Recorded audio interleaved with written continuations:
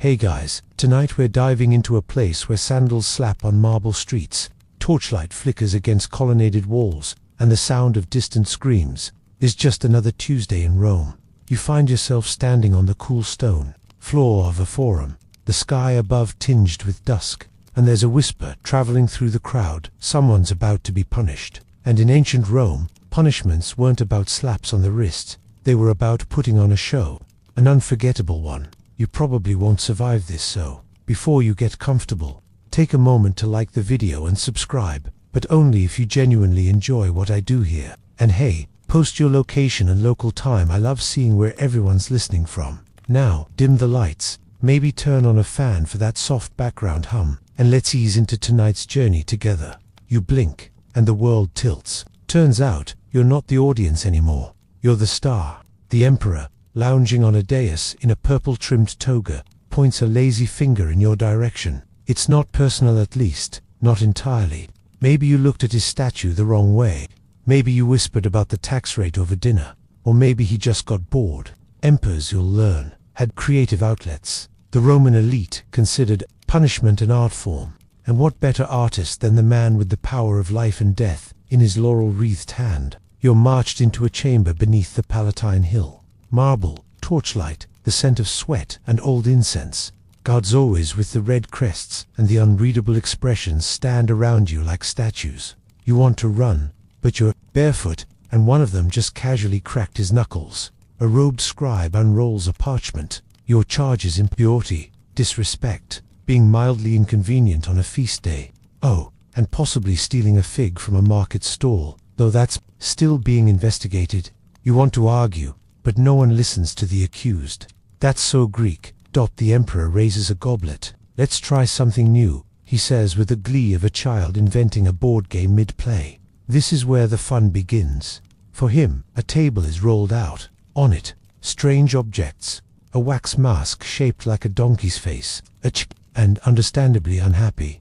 A pair of oversized sandals, a bucket of honey. The crowd outside is roaring, already chanting something that sounds a lot like dance. Donkey, dance. You're not sure what this is, but you already hate it. It's the punishment parade. The kind that began as satire and ended as civic humiliation. The emperor, it turns out, is reviving an old tradition. The fool's walk. They strip you of your tunic gently, of course, to maintain the comedic pacing. They stick the donkey mask on your head. Then the sandals. Your job. March down the main road backward, braying occasionally and slapping your own behind with a palm leaf. The crowd, delighted, and you thought your school plays were bad. As you stumble down the Via Sacra, you pass statues of past emperors, stoic, silent, judging. Somewhere in the crowd, someone throws a fig. The irony is not lost on you. Here's the thing. The Romans loved punishment as spectacle, but even more, they loved flexibility. There were no fixed sentences for minor crimes, just whatever entertained the people and preserved imperial authority. Sometimes that meant a public beating, sometimes it meant a chariot race where the prize was not dying. And sometimes, like tonight, it meant you got turned into a living punchline. But let's not forget the scholarly debate here. Historians still argue whether these more theatrical punishments were common practice or exaggerated propaganda. Some say they were rare, more myth than reality. Others argue they were tools of political control, especially under insecure or eccentric emperors. Whatever the truth, you're stuck in it now. The donkey mask is starting to itch, the sandals squeak, and your dignity, that jumped into the Tiber 3 blocks ago. But then, just when you think it can't get weirder, the honey, a priest, solemn as a marble bust, steps forward and begins smearing your arms with it. Why? Tradition, he mumbles. Or maybe it's to draw the bees. You're not sure which is worse, the insects or the implication that this is sacred. In the background, a flutist starts playing something alarmingly upbeat. The crowd claps in rhythm. You wonder if the real punishment is how long this goes on. The emperor leans forward, clearly pleased. Let the streets remember, he says. Let the gods laugh. And just like that, the parade ends. You're left standing in the middle of the forum, Romanum, covered in honey, in a donkey mask, with a chicken pecking curiously at your foot. You've been punished not by pain, but by pageantry. And in Rome, that might just be worse. You don't even have time to rinse off the honey before two guards, gruffer, Then the last batch grab your arms and steer you toward the eastern edge of the city. Past the temples, past the forums, past the crumbling laughter of the crowd. They're not smiling. No donkey masks here. This next punishment is quiet, sacred, and far more terrifying. You've heard the rumors, of course. Everyone has. The Vestal Virgins, Rome's most untouchable priestesses, worn to 30 years of chastity. Guardians of the eternal flame. Chosen as girls. Worshipped like goddesses. But if they broke their vow, well, the punishment was unlike anything else in Rome. Because even in a city of lions, fire pits and flaying, they couldn't technically kill a Vestal Virgin. You arrive at a small grassy field outside the city walls. Peaceful, silent. A curious breeze pushes at your tunic. There's a rectangular pit, carefully dug, lined with stone, and beside it a modest couch. A lamp, a little jug of water, and a loaf of bread. That's it. The barest nod to mercy, or, more likely, theater. A woman is led toward the pit, robed in white, her eyes dazed and blinking, as though she's only just learned she is mortal after all. Her face, smooth and expressionless, is painted with ceremonial chalk. You realize, this isn't just a punishment, it's a ritual. You don't speak, no one does. They say the crime was falling in love, maybe, or just being seen falling in love. Historians still argue whether some of these accusations were political. After all, the Vestals held a strange kind of power, symbolic, yes, but real. A single scandal could rattle the Senate more than a war, and convenient scapegoats made for cleaner headlines than yet another corrupt consul. But regardless of guilt or innocence, the punishment remained the same. The Pontifex Maximus steps forward, the high priest, keeper of Roman purity. He recites a prayer. Your Latin's rusty, but it involves purity, flame, and the favor of Vesta. Then, he nods. The guards escort the woman calmly, absurdly gently down a narrow ladder into the pit. She doesn't scream. She lies on the couch, adjusts her robe, dignified to the last. The lamp flickers beside her. The ladder is pulled up.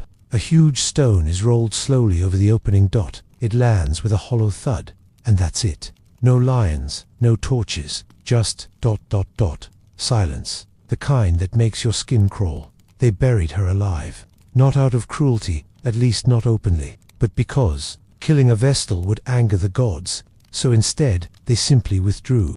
Left her with food, light, and the vague hope of divine intervention. Spoiler, the gods never showed. You think back to the parade, to the honey, to the crowd's laughter. This feels ... colder. As though Rome, the city that loved drama, occasionally remembered the terrifying weight of restraint. What did the people think? You wonder, did they cheer, whisper? Did mothers use her story to scare their daughters into obedience? Did lovers touch hands in the dark and wonder if it was worth the risk? Some scholars suggest the punishment was a kind of paradox, both spectacle and secret. No one was allowed to look inside the pit. No one was supposed to see her die, but everyone knew. And somehow, the not seeing made it worse. You feel a tug on your sleeve. A child has wandered into the field, clutching a fig. Always figs in Rome. He points at the sealed pit. She was bad, he says. That's why they put her down there. You nod slowly, unsure if he's parroting a parent, or if the city itself has already soaked into his bones. Rome doesn't forget, and it doesn't forgive, but it does move on. The guards lead you away. One of them mutters about supper. The other complains about the soles of his sandals. The sun dips low, casting everything in orange. You realize something, chilling. The field is full of these pits, overgrown now, grass reclaiming the outlines. How many? Dozens, hundreds, no plaques, no names. Rome remembers the punishment, not the punished. You ask, half joking, if there's an easier way to fall out of favor, maybe mispronouncing a god's name or tripping during a festival. The guard chuckles. Oh, you'll see, he says. This was the elegant one.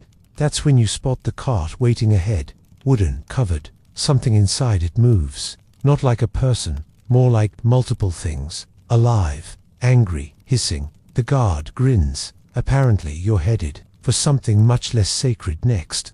You don't want to get in the cart. That much is clear. The wood is old and splintering. The cover flaps lazily in the wind, and whatever's inside isn't thrilled about being there.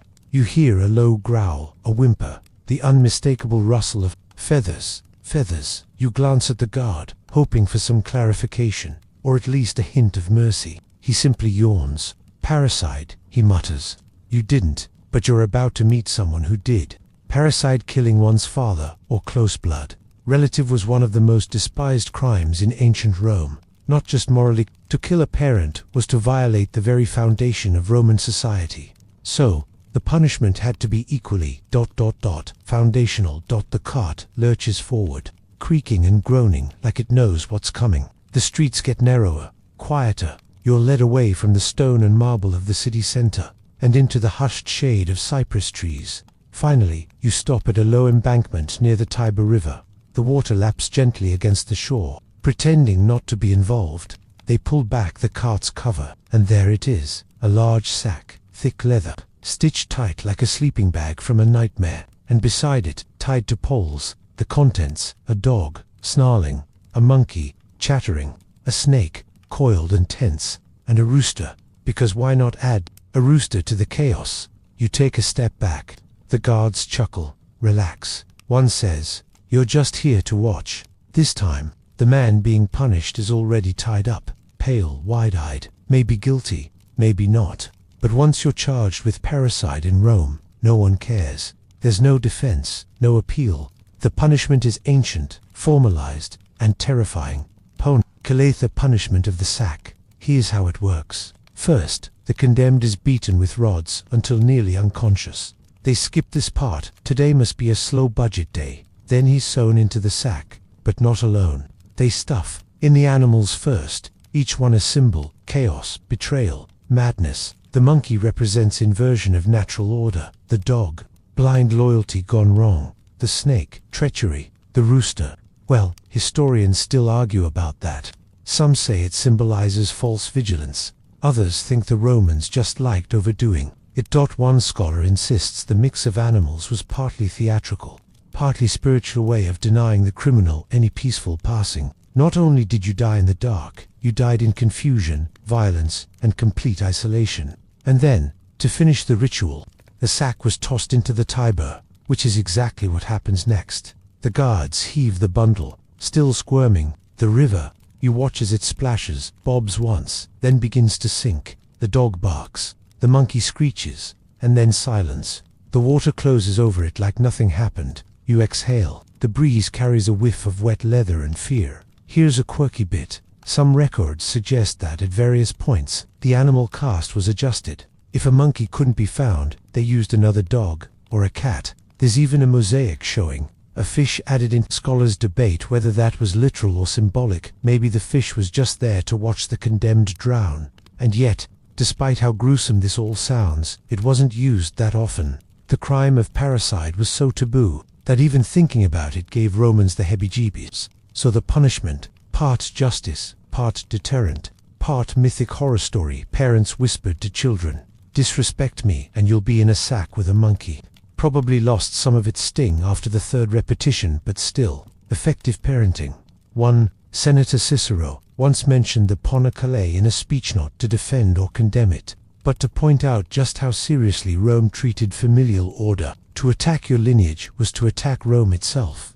And Rome, she attacked back. You sit on the riverbank for a moment, watching a leaf drift lazily down the current. Somewhere, a lark sings.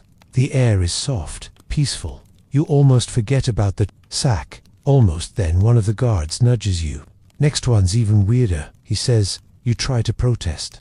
Weirder than snake rooster monkey bag. He grins. Oh yeah. You ever heard of a play where the actors really die? You haven't, but you're about to. You shuffle after the guards, your sandals now caked with dust and damp riverbank. The city looms again, but this time you're led not through its wide boulevards, but through narrow back alleys laced with faded murals and broken statues, forgotten spine. And at the end of this shadowed path stands a theater, a Roman amphitheater, but smaller than the Colosseum. Intimate, ominous, the kind of place where applause sounds more like judgment. One of the guards opens the side door, and you're hit with the smell of sweat, hay, and paint. Inside, the stage is set, literally. Red curtains, fake stone props, a wooden chariot that's clearly not street legal, and actors bustling about in character. One's dressed as Medea, another's a centurion. Another wears an oddly convincing lion costume. They pause to glance at you, and for a brief second, it feels like you are the intruder here. Then the real show begins. This, you're told, there's no ordinary play. This is one of Rome's more creatively horrifying punishments, the theatrical execution, where condemned criminals were forced to perform in stage plays, with real endings, as in, real weapons, real deaths, real blood. The crowd, of course, loved it. Art and death, bundled together in one tidy admission ticket. Tonight's piece, The Fall of Icarus, an ambitious choice. The actors take their places. You're ushered to the front row, sitting beside a woman munching olives like she's at a chariot race. She offers you one. You decline. Icarus, the criminal, you presume is wheeled out in wax wings, trembling in a tunic. The audience hoots. They know the story. Boy flies too close to the sun. Wings melt. He falls. Except here, the fall is literal. A hidden platform cranks upward. Icarus ascends 10, maybe 12 feet into a scaffolding painted like the sky. A flute plays. A spotlight follows him. And then, the mechanism gives way. He falls. Not a graceful stage dive, but a brutal drop onto a concealed spike below. The crowd gasps, then roars. Was it necessary? Probably not. But was it Roman? Oh, absolutely. See, Romans believed in justice as performance. Trials were often public, punishments even more so. And what better way to reinforce moral lessons than through stories you could literally die for? But don't be fooled. These executions weren't random. They were tailored. A thief might be cast as Prometheus, chained and eaten by birds. A traitor could play Paris, shot by arrows that definitely weren't props. Historians still argue whether these were daily events or reserved for major festivals, like the Ludi Romani. Some say they were rare, dramatic spectacles. Others think Rome ran on a steady diet of blood-soaked matinees. There's even a fringe theory about Nero, that Nero starring in one of these plays himself. Not as a victim, mind you, but as the hero, surrounded by prisoners playing the dying chorus. Theater kid meets dictator. Dangerous combo. Back on stage, they're mopping up Icarus. A new set is rolled out, columns and torches. The woman beside you sighs in contentment. Next one's Orpheus, she says. He tries to bring back his wife, but the underworld, has lions. You glance up at the catwalk. There are definitely lion cages above the stage. There's a debate among scholars. Did these performances actually improve morality, or were they just ancient popcorn flicks? Some records say the audience would cheer virtuous messages. Others say they mostly came for the gore. One particularly cheeky playwright even inserted a line that mocked the crowd mid-performance. You demand justice, but buy tickets for death. It didn't go over well. He disappeared shortly afterward, probably played Daedalus and got shoved off a scaffold. But not all plays ended in death. Sometimes they teased it, made the condemned beg, plead, cribby, for offering a sudden, theatrical pardon, mercy, but only after maximum humiliation. Even forgiveness in Rome had flair. You shift in your seat. The stage is resetting. A new actor steps up. His costume is peculiar. A heavy robe, a fake crown, a scroll clenched in trembling fingers. Behold, cries the narrator, our mighty king, undone by treachery and pride. The actor looks familiar, too familiar. One of the guards leans toward you.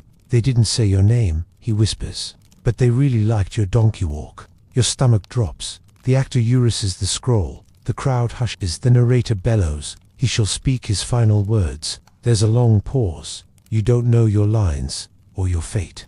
Is this a joke? A test? A finale? Then the curtain drops, and the crowd erupts in applause. Apparently, you were just a guest performer. For now, you're starting to think Rome doesn't do calm. Even their holidays, it turns out, come with a side of blood. It's early December now, and the air has shifted cooler, crisper, with garlands draped along colonnades and the scent of roasted chestnuts wafting through the streets. Saturnalia is here. You've heard it's a time of joy, of laughter, of gift-giving and feasting, and it is, kind of, but as with everything Roman, there's always an edge. Today, you're herded into a public square, overflowing with music, wine, and color. It's loud, chaotic, delightful. Slaves wear the fine tunics of their masters. Senators pour wine for children. Dice games erupt in temples. Even the grumpy baker down the street wears a wreath on his head and throws stale bread at passers-by with surprising glee. Saturnalia, in theory, celebrates Saturn, the god of agriculture, time, and the golden age of peace. For a week, the social order inverts. Masters serve slaves. Rules dissolve. Everyone becomes a fool, a poet, or a philosopher for a day. But as you wander through the crowd, tipsy from spiced wine and sensory overload, you start noticing things. A man is chained to a column in the middle of the square, painted gold from head to toe. People are laughing, taking turns throwing olives at him. Mock king, someone whispers.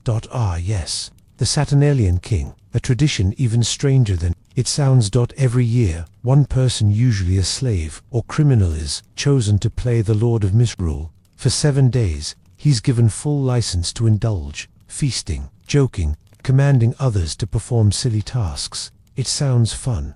It is fun until the 7th day, because then he dies. That's the catch. The mock king is a human sacrifice in disguise, an offering to Saturn to renew the world, to symbolize chaos being restored to order.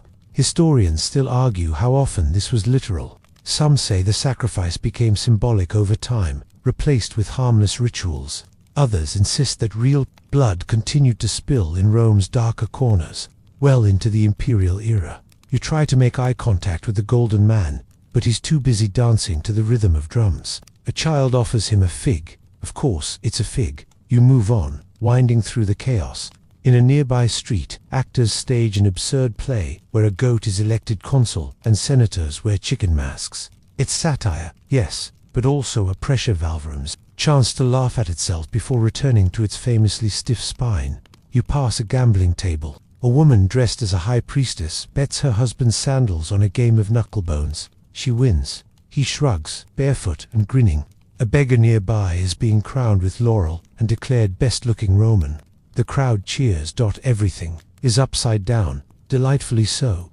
And yet, not for everyone. In a corner of the square, guarded by 2 armed soldiers, stands a group of people in chains. They're dressed well too well. Senators, merchants, even a minor priest. Their crime, not participating, refusing to invert, to let go, to play. In Saturnalia, not playing is punishable, sometimes with exile, sometimes with a fine, occasionally with public humiliation. One man, a former magistrate, has been forced to wear a child's tunic and is being marched in circles by an actual child holding a stick. You almost feel sorry for him. Almost you duck into a nearby temple to escape the noise, only to find it's been turned into a wine hall. Even the statues of gods wear garlands. Someone's draped a toga over Jupiter and scrawled Saturn's intern across his pedestal. You can't help but laugh. But then, beneath the laughter, you catch whispers. Mock king already chosen. Poor fool, they'll do it at midnight. You glance back toward the square. The gold-painted man is now seated on a throne made of barrels. People cheer. He raises a goblet. He doesn't know. Or maybe he does. Maybe everyone pretends not to know. And that, you realize, is the true Roman talent. Performing life like a play. With roles, masks, scripts. Even death is staged. You step back into the fading light. The sky has turned a dusty orange. Laughter still fills the streets. But now it sounds different. You wonder who'll remember the man in gold tomorrow. Or if, like last year's mock king, he'll simply vanish into myth. A scholar once claimed, Saturnalia was Rome's mirror, showing the empire what it could never truly be. Free, silly, equal. But mirrors crack, and the moment the feast ends, the city snaps back into itself. Tidy, cruel, impossibly proud. You pass by the column again. The gold man is gone. A new garland hangs in his place, but the music swells, and Rome dances on. The sun is barely up the next day, and already the streets hum with anticipation. You hear it before you see it, that deep primal noise that reverberates through stone, through sandals, through your chest. A roar, not human. The arena is awake. You're pushed along with the crowd, flowing like wine down narrow alleyways, all headed toward the open jaws of a stadium. Not the Grand Colosseum this time, just a provincial amphitheater, circular and sun-bleached. Still, it stinks of blood, sweat, and baked amphorae, which, in Rome, means it's popular. You slide into a seat halfway up the rows, the stone warm from last night's sun. Below, the arena floor stretches wide and empty for now. Sand covers the wood panels. A faint line of reddish-brown stains traces the edge like someone tried to scrub the floor and gave up. You don't ask what it was. A trumpet blares, the gates open, and out comes Lunch. No, wait, that's a person. He stumbles into view, arms bound behind his back, eyes blinking against the sudden light. His tunic is too clean. First timer, the crowd senses it, to an eager hush falls over them. The kind children give before blowing out birthday candles. A second trumpet, and this time, the gate on the opposite side opens. The lion enters. It's not fast, not theatrical, just a slow, deliberate saunter. The animal is massive, muscles rippling beneath its fur, mane wild with straw and dirt. Its mouth opens, revealing yellow teeth and a pink tongue that looks far too warm for comfort. The man freezes. This is no gladiator, no criminal trained to at least try to survive. This, you learn, is damnatio ad bestias, condemnation to the beasts, a particularly Roman form of execution where prisoners, slaves, or undesirables were thrown into the arena to be mauled for sport, or, as some officials preferred to frame it, divinely judged. The man runs. The lion doesn't. Yet. See. The Romans didn't want quick deaths. They wanted stories, tension, moral lessons with teeth. So the beast was trained not to pounce. Too fast. They'd let the victim scream, beg, maybe even try to climb the walls, which is exactly what this man does. He reaches the edge of the arena and begins to scale the smooth stone.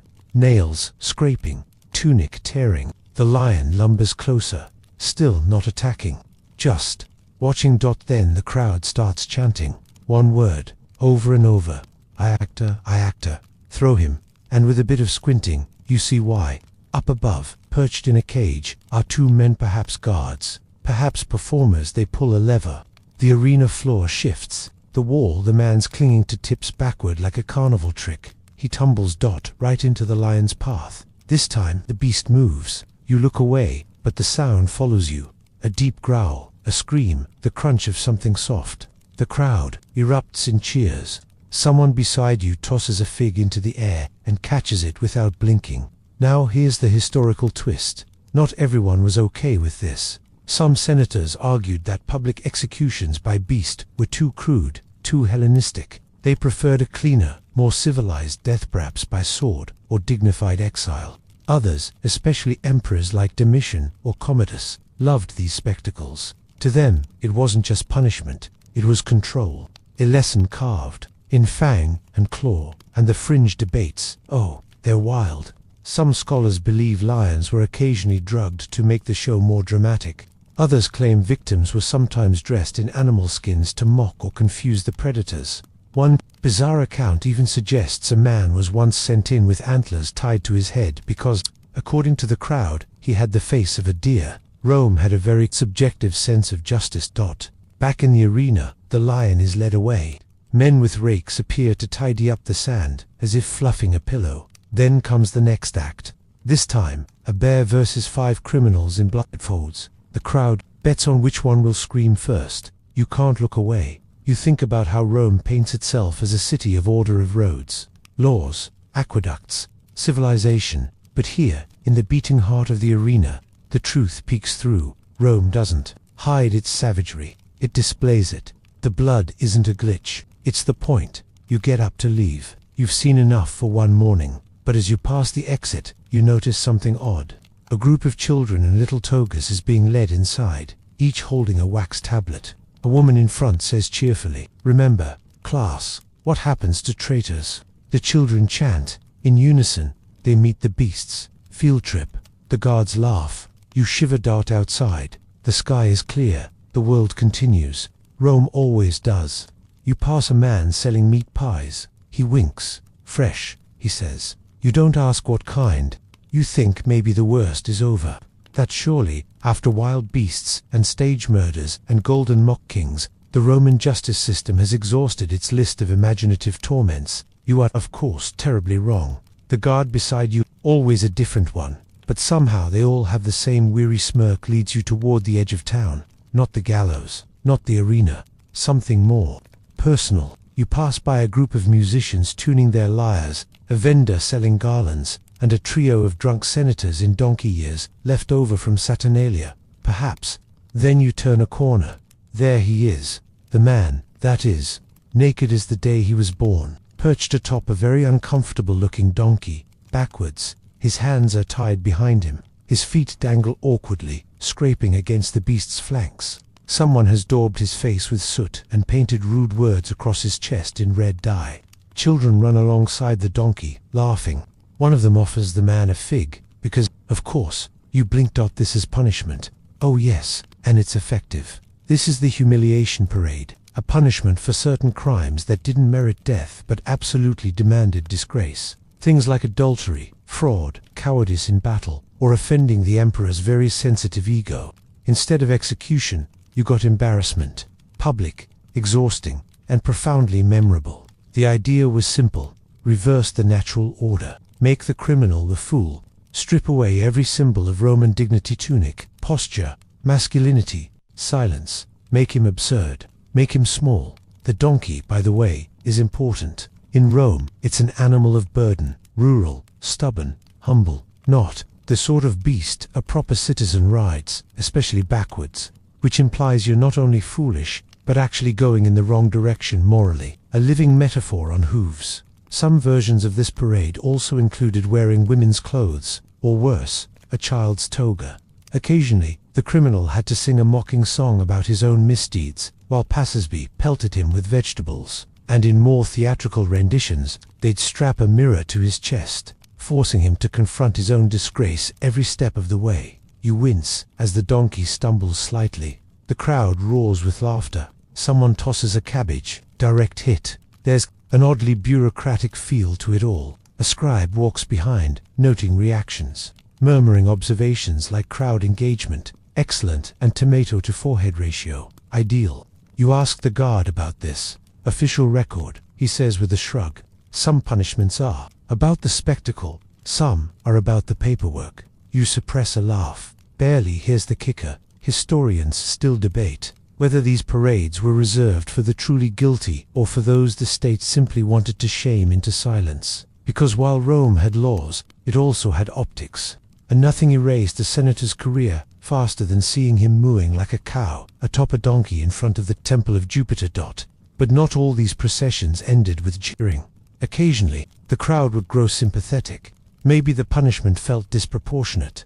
Maybe the man was too old, or too pitiful. Maybe he just looked sadder than a figless fig vendor. In those cases, the jeers softened. Someone might drape a cloth over his shoulders. A child might hand him a flower instead of a rotten pear. Rome, for all its cruelty, wasn't completely heartless, just consistently theatrical. One fringe anecdote claims an emperor once disguised himself and joined the procession, just to see what it felt like. He lasted 3 blocks before demanding the guards flog the entire city. Scholars say it was probably Caligula.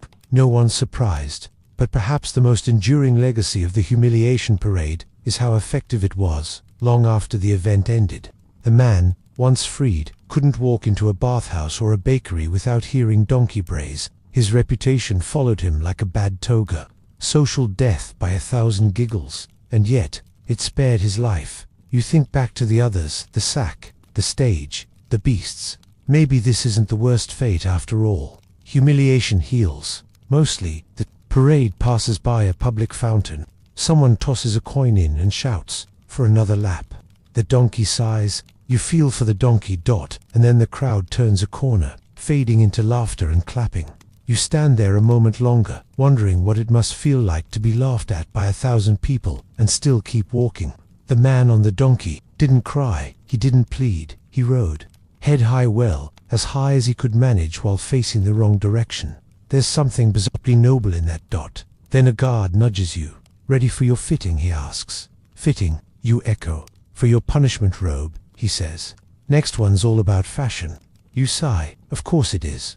You never thought the phrase "you'll be punished by wardrobe" would become relevant in your life. But here you are inside a cramped storeroom behind what looks suspiciously like a tailor's workshop. Bolts of fabric line the walls. Tunics, togas, cloaks, some threadbare, others embroidered in shimmering purple or gold, hang from racks. But none of them are meant for celebration.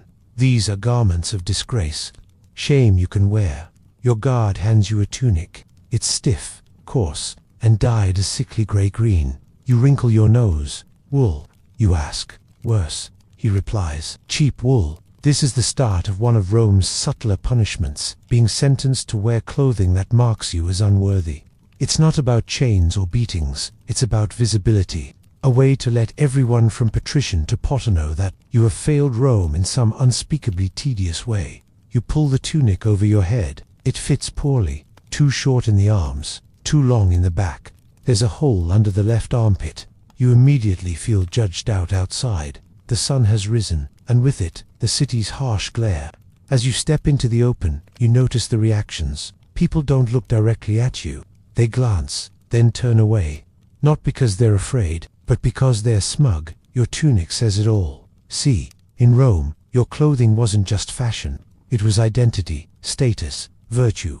Togas were reserved for citizens, purple stripes for senators, white for candidates, black for mourning. A single thread out of place could imply scandal, mourning, shame, or worse, and Rome didn't tolerate rebels or bad seamstresses. The punishment robe you're wearing, it's called the tunic of dishonor, reserved for minor officials caught embezzling, soldiers who fled battle, or merchants who cheated in the forum. You haven't done any of those things, not yet, anyway.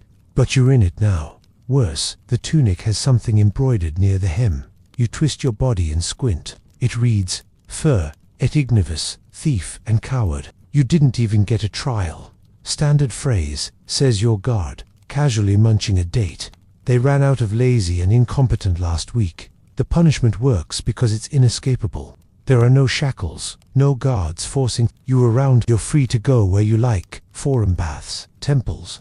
But wherever you go, people see, and people remember. A vendor eyes you warily as you approach his stall. Don't touch anything, he snaps. You've got the robe. Even children point. A group of young boys in miniature togas whisper behind their hands. One of them throws a fig. You're starting to suspect Rome's entire agricultural economy is just fuel for public shaming.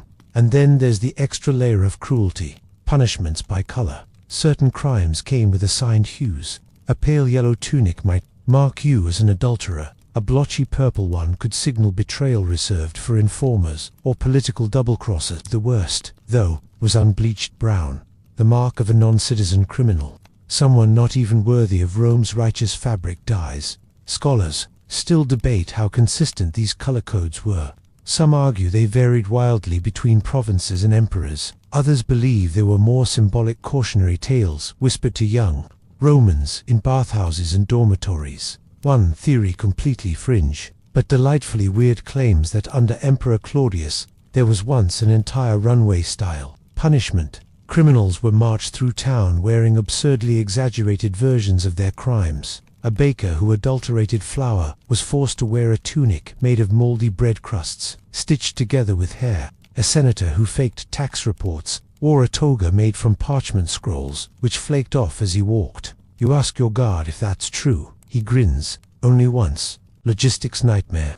Back on the street, you pass a fountain.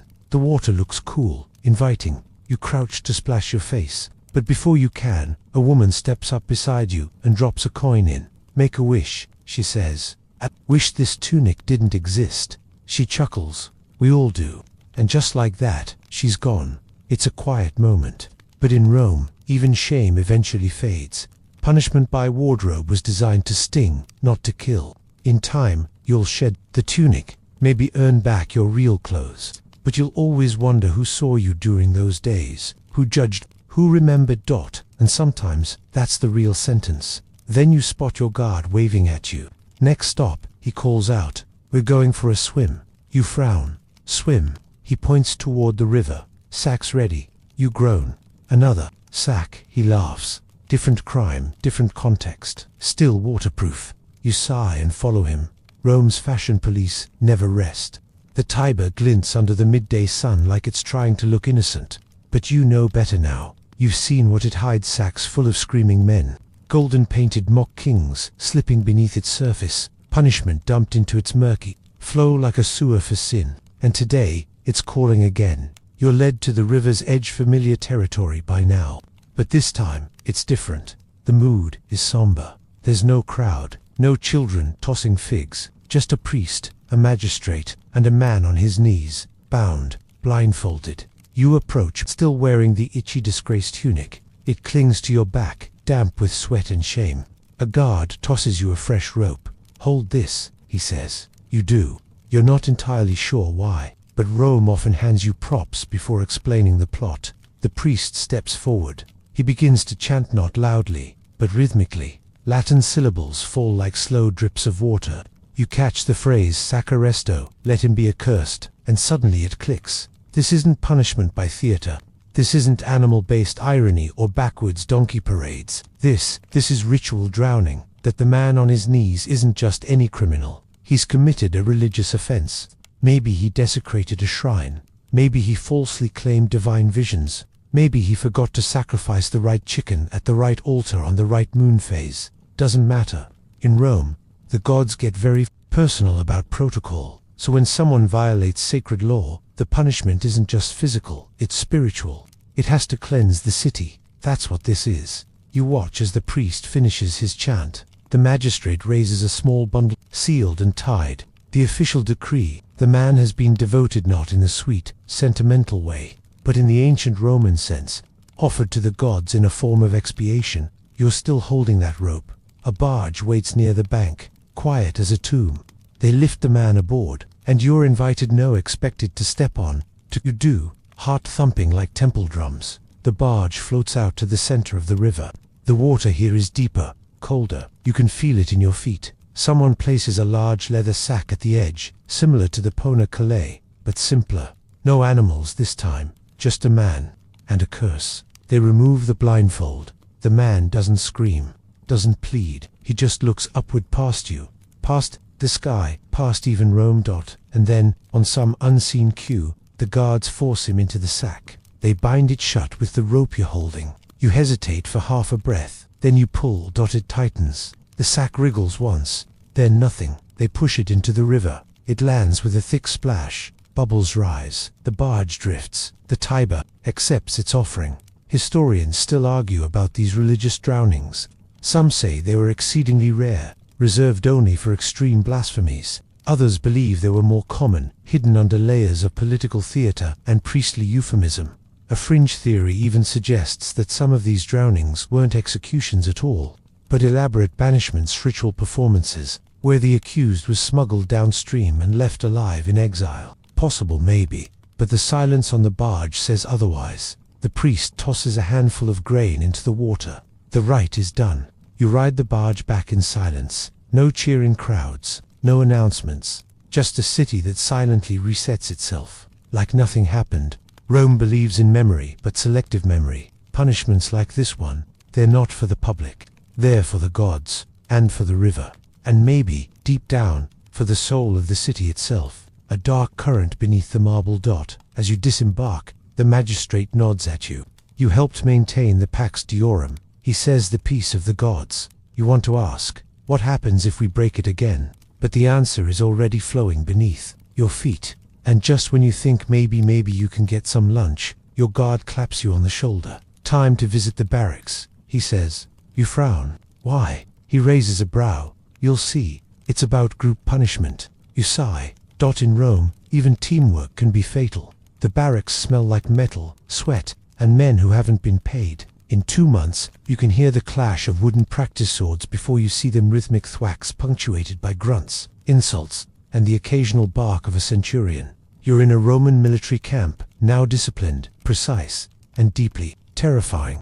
Rows of tents line the compound like a perfect spreadsheet. Everything has its place, even punishment, and today, you learn the meaning of decimation. No, not the modern usage, totally destroyed, as your favorite drama queen might claim after a bad haircut. No, Rome took the word from decem, Latin for 10, because when a Roman unit disgraced itself retreating in battle, rebelling, or just failing to spectacularly, 1 in 10 soldiers was executed. At random, you blink at the centurion as he explains this to you. He's got the posture of a marble statue and the voice of a battering ram. "We don't like to do it," he says, "but we do it."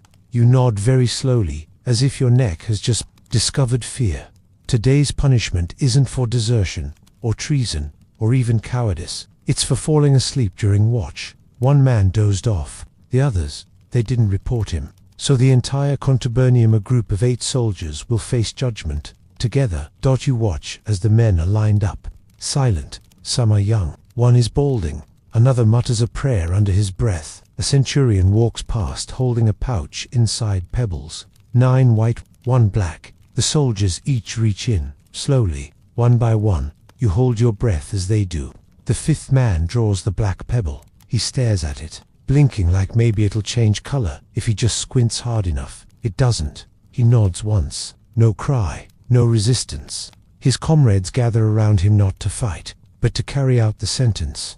That's part of the punishment. Your own unit has to kill you, with clubs. Blades are too merciful. This isn't execution. This is example. You flinch as it begins.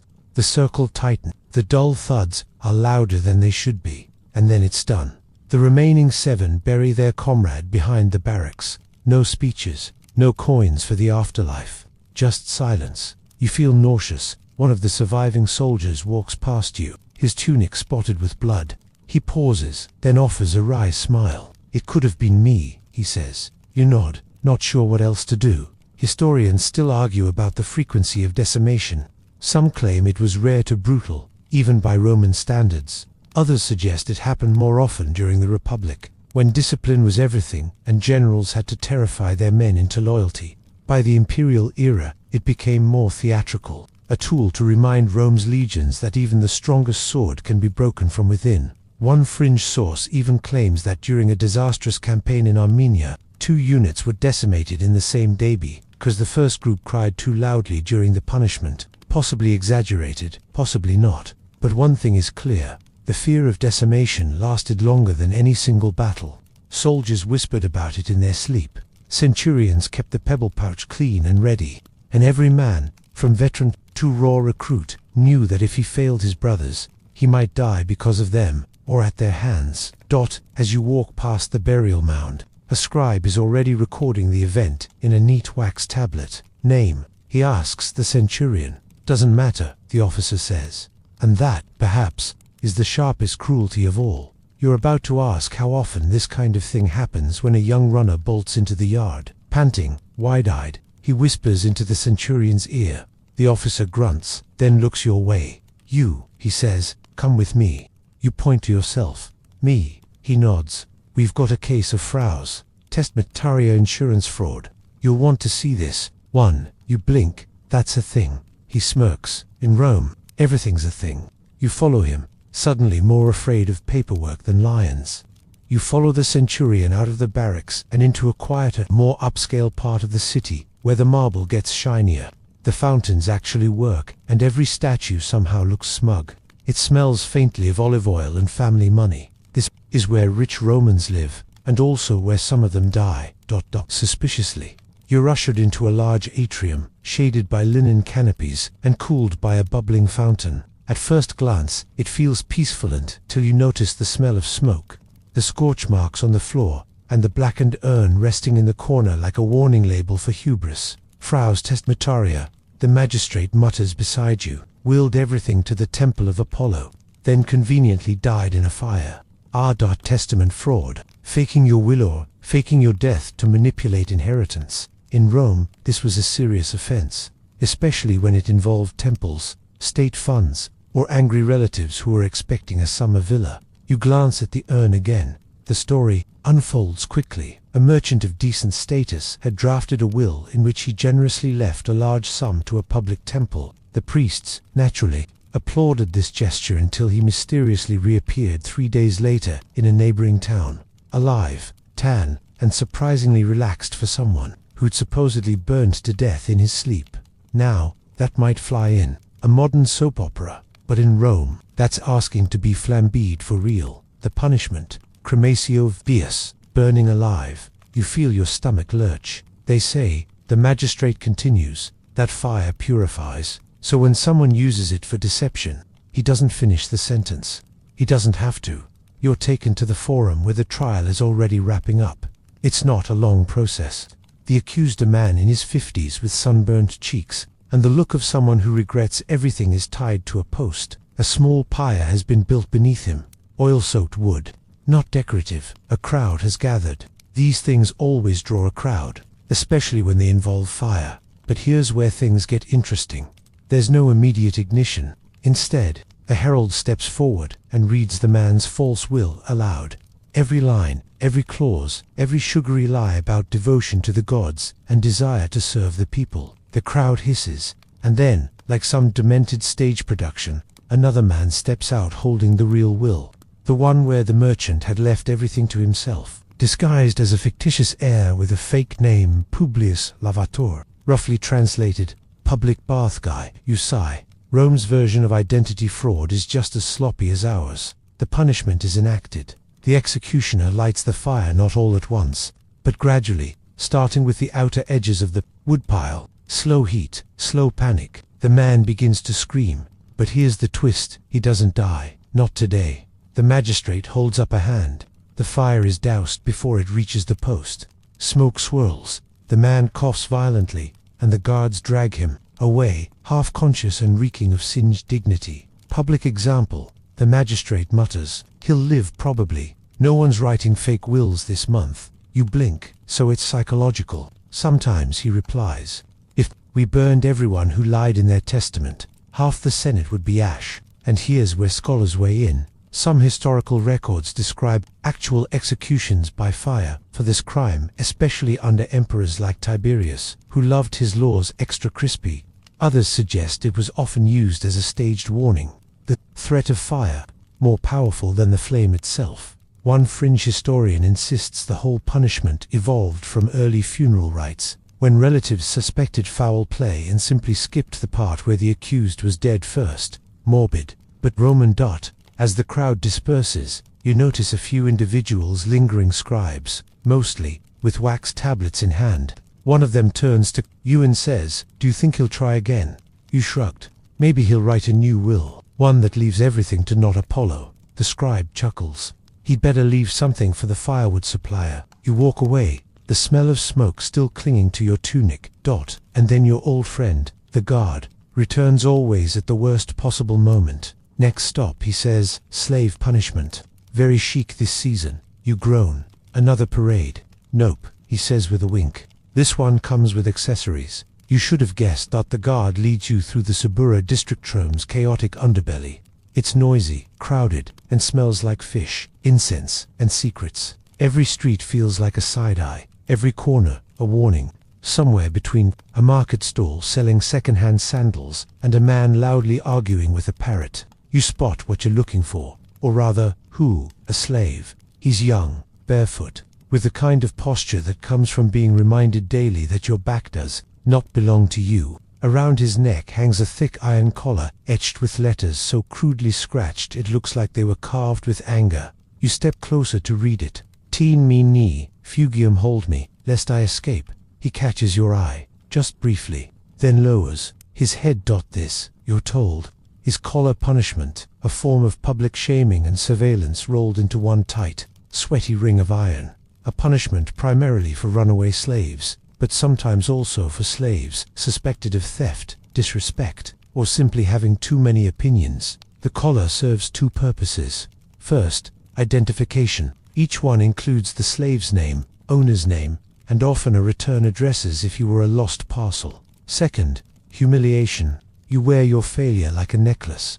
And in Rome, nothing attracts attention quite like visible disgrace. You ask the guard if these collars were permanent. Sometimes, he says, depends on the owner. Some leave it on for a week. Others weld it shut.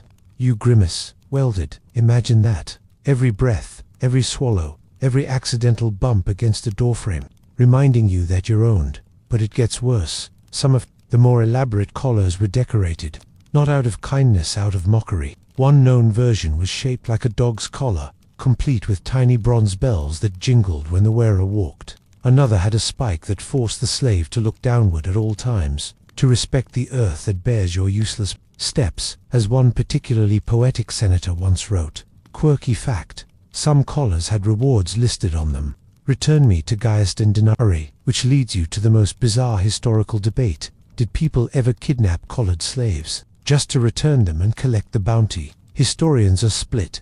Some say yes, especially during food shortages. Others think the threat of punishment was too great. One fringe theory even suggests this spawned an entire underground Kachandra-turned-slave economy, sort of like Uber, but morally repugnant. You ask about escape. The guard chuckles. If you ran away with a collar, it marked you as a fugitive. But if you got it off, then you were just another poor man in a tunic. And there's plenty of those. Still, punishment for a runaway caught with a collar could escalate quickly. If it happened a second time, branding. A third time, crucifixion.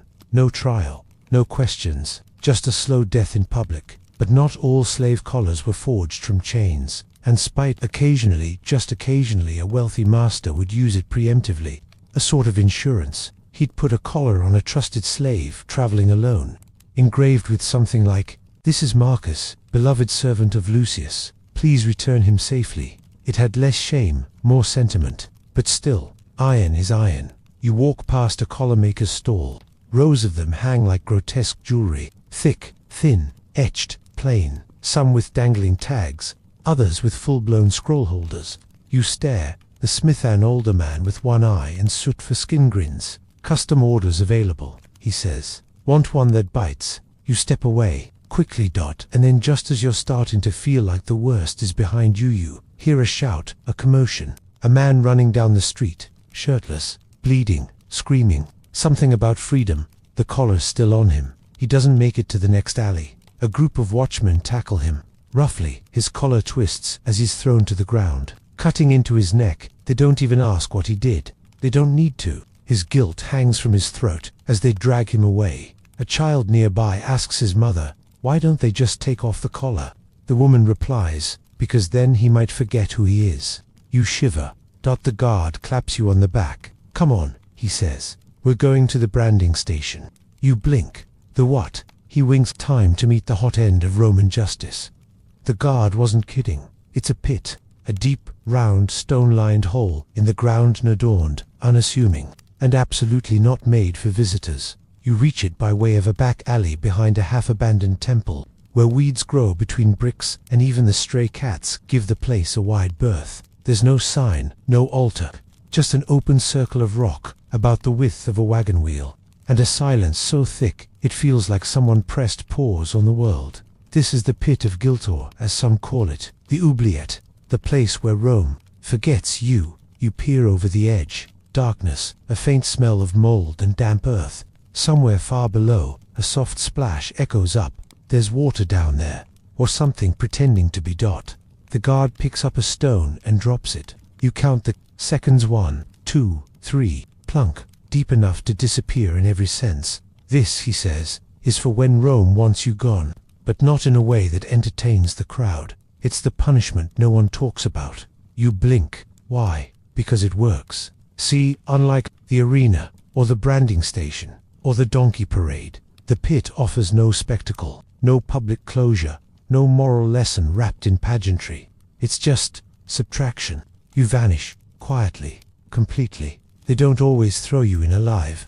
Sometimes, it's used for disposing of bodies considered too politically sensitive for public display. But when they do lower you, in a live, it's a life sentence. No sunlight, no visitors, no food, unless someone feels unusually charitable. Just you, the dark, and the echo of every bad decision you ever made. Some historians believe the pit was a psychological punishment first, physical punishment second. Total isolation, no trial, no closure, just a slow erasure. Others argue it was religious in nature, that the pit called Tullianum or Lortumia in some record sat on a spiritually dead zone, where the gods would not interfere, a place outside fate, outside time, a space made to unmake you. You feel yourself shiver. You ask if anyone's ever gotten out. The guard shrugs. One guy, maybe. Some say he bribed the guards. Others say it wasn't really the pit, just a latrine, with bad PR. One story, probably apocryphal, tells of a man sentenced to the pit who survived for 6 months by catching rainwater and eating moss off the walls. He was eventually retrieved, mad as a badger and convinced he'd become a god. They let him go. He opened a tavern, called it the Bottomless Cup. You can't decide if that's tragic or genius, but for most, the pit is the end. And here's the kicker: there's no ritual to it. No words, no scrolls, no final speeches. They simply bind your hands, tie a rope, around your chest, and lower you down. You watch as a man is brought forward, older, thin, eyes wide with disbelief. He mutters something about mistaken identity, about senators who owe him money, about the gods being witnesses. No one listens. The guards loop the rope under his arms and begin to lower him in. He doesn't scream. He just keeps talking, softer and softer, until he's swallowed by the stone mouth. You lean closer. Nothing, not even an echo. And that's the point. Rome's worst punishments aren't the loudest. They're the ones that erased you so completely. The city forgets you ever walked its streets. Your name doesn't get carved into a wall. Your face won't be turned into a statue. You won't even become a cautionary tale. You'll just be gone.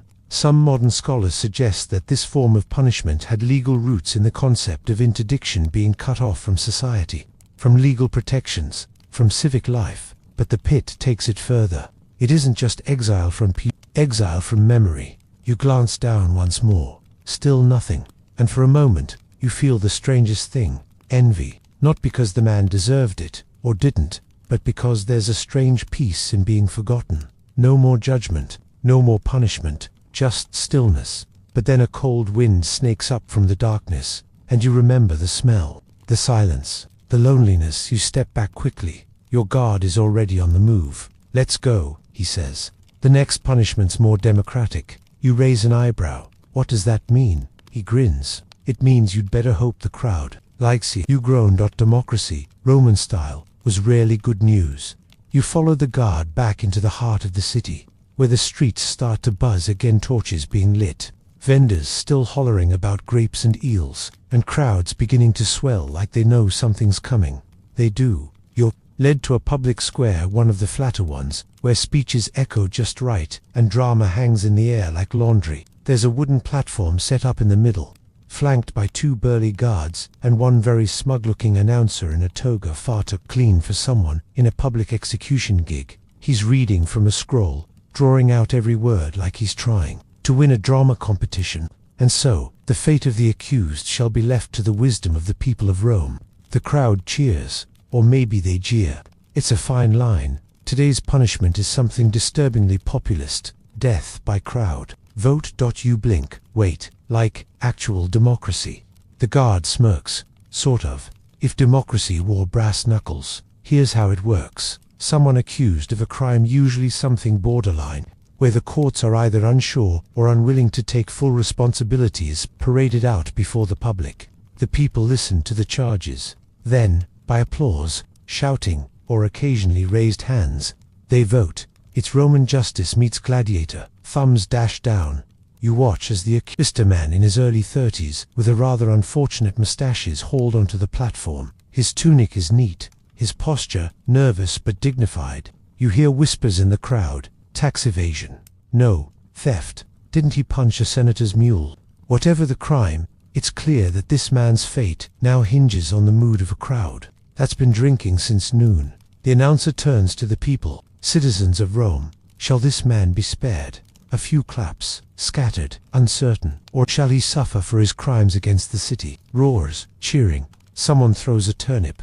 Yeah, it's not looking good. Historians still argue about how often this kind of thing happened. Some say it was rare, mostly during festivals, when the courts were closed and the people were already gathered. Others suggest it was a frequent tool for maintaining public control. Let the people choose, and they feel powerful even if the choices are rigged, and rigged they often were.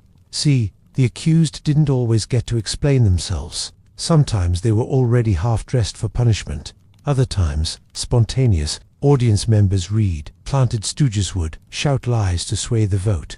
Rome loved a good show, and the line between trial and theater was blurrier than an oiled gladiator. One famous case involved a merchant, wrongly accused of sabotaging a grain shipment. The crowd, furious at food shortages, voted for his death. Only later did it come out that the shipment had been delayed by a corrupt port official, not the merchant at all.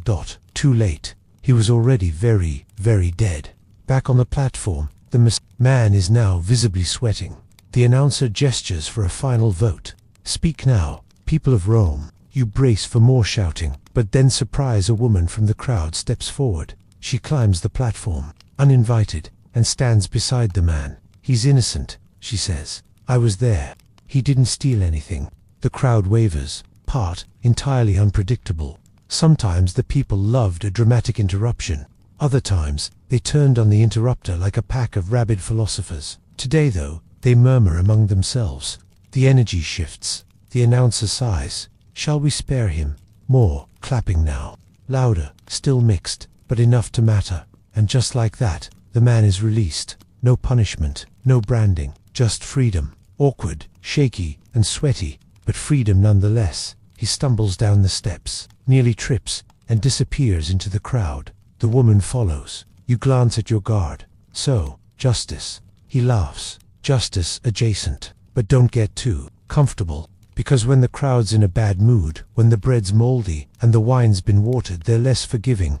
People have been voted to death for crimes as small as insulting a statue or refusing to dance during Saturnalia. One poor guy was sentenced after accidentally sneezing during a speech. And then there are the games. Yes, this vote format was sometimes used in the arena, when a wounded gladiator lay gasping on the sand, thumb in the air. The emperor would turn to the people, pollice verso, the famous thumbs up or down moment. Except scholars still argue which direction actually meant what. Some say thumb down meant mercy, like sheathing a sword. Others say it meant finish him. Nobody agrees, which honestly fits Rome, because Roman justice wasn't about fairness. It was about control, the illusion that the people had a voice.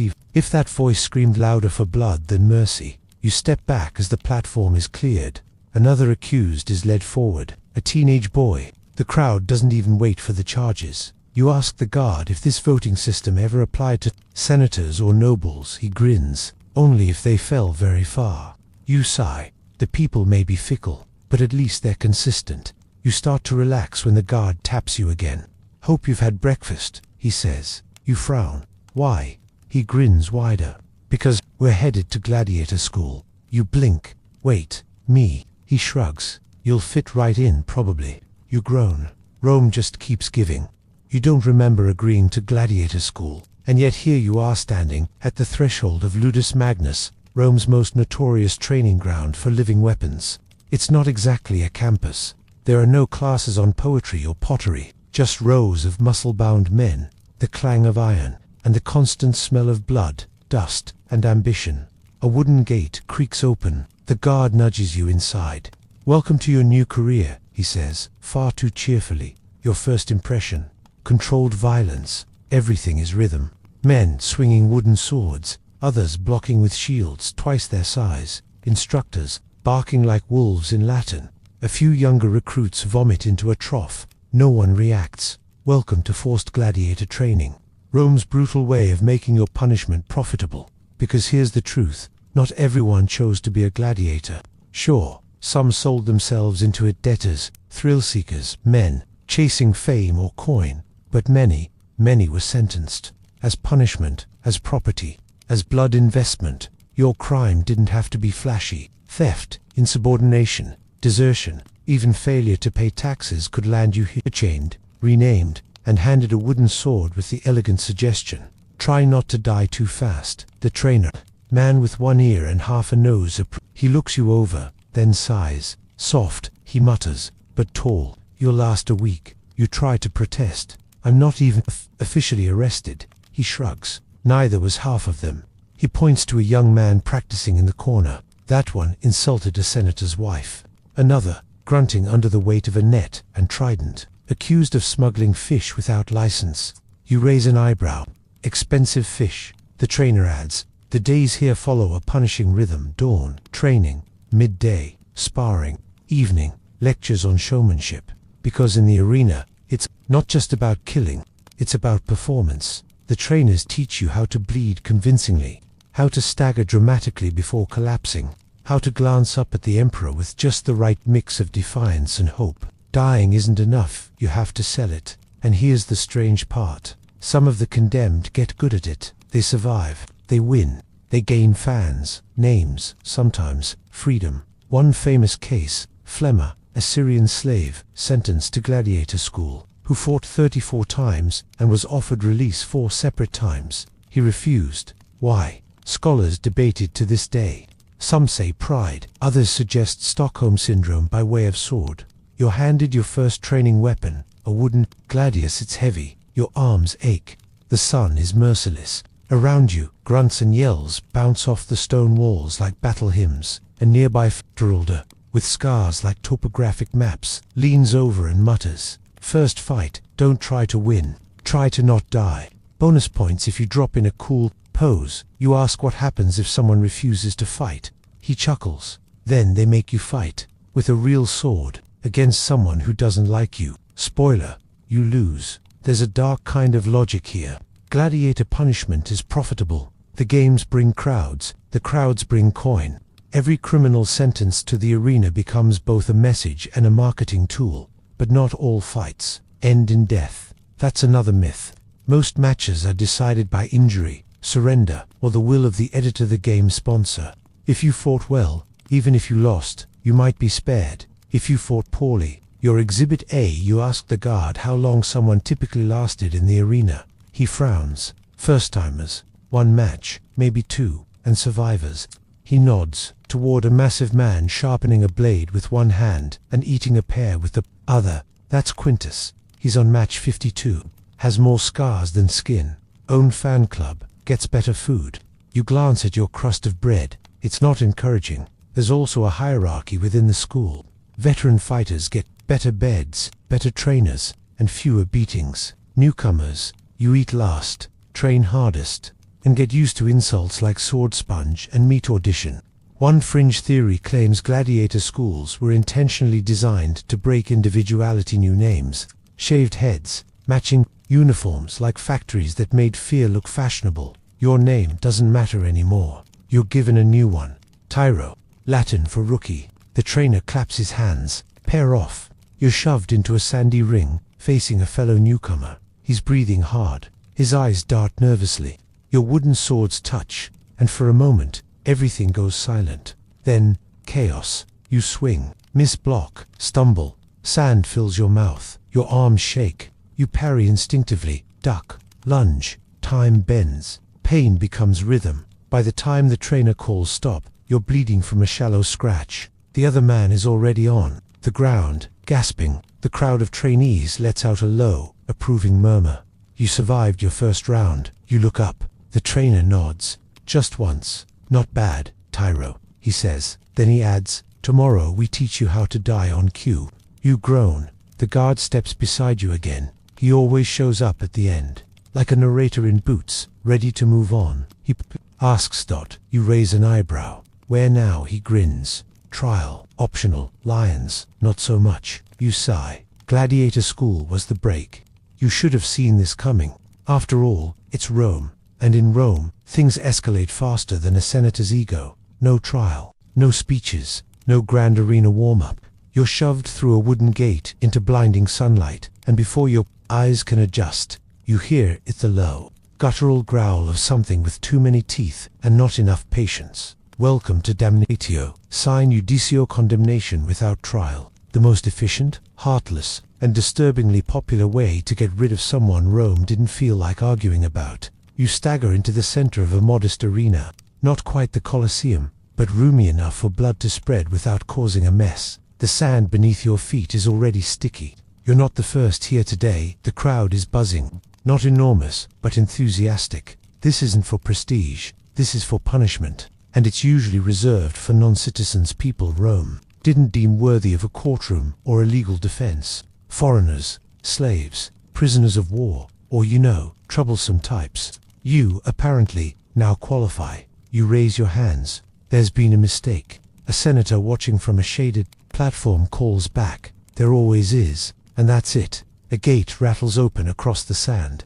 The lion steps out. No theatrical roar. Just that slow, deliberate prowl. You've seen this dance before. Back in section 6. But this time, you're the one in the middle. No armor. No weapon. No instructions. Just a vague memory of gladiator school and the scent of your own panic. You back up.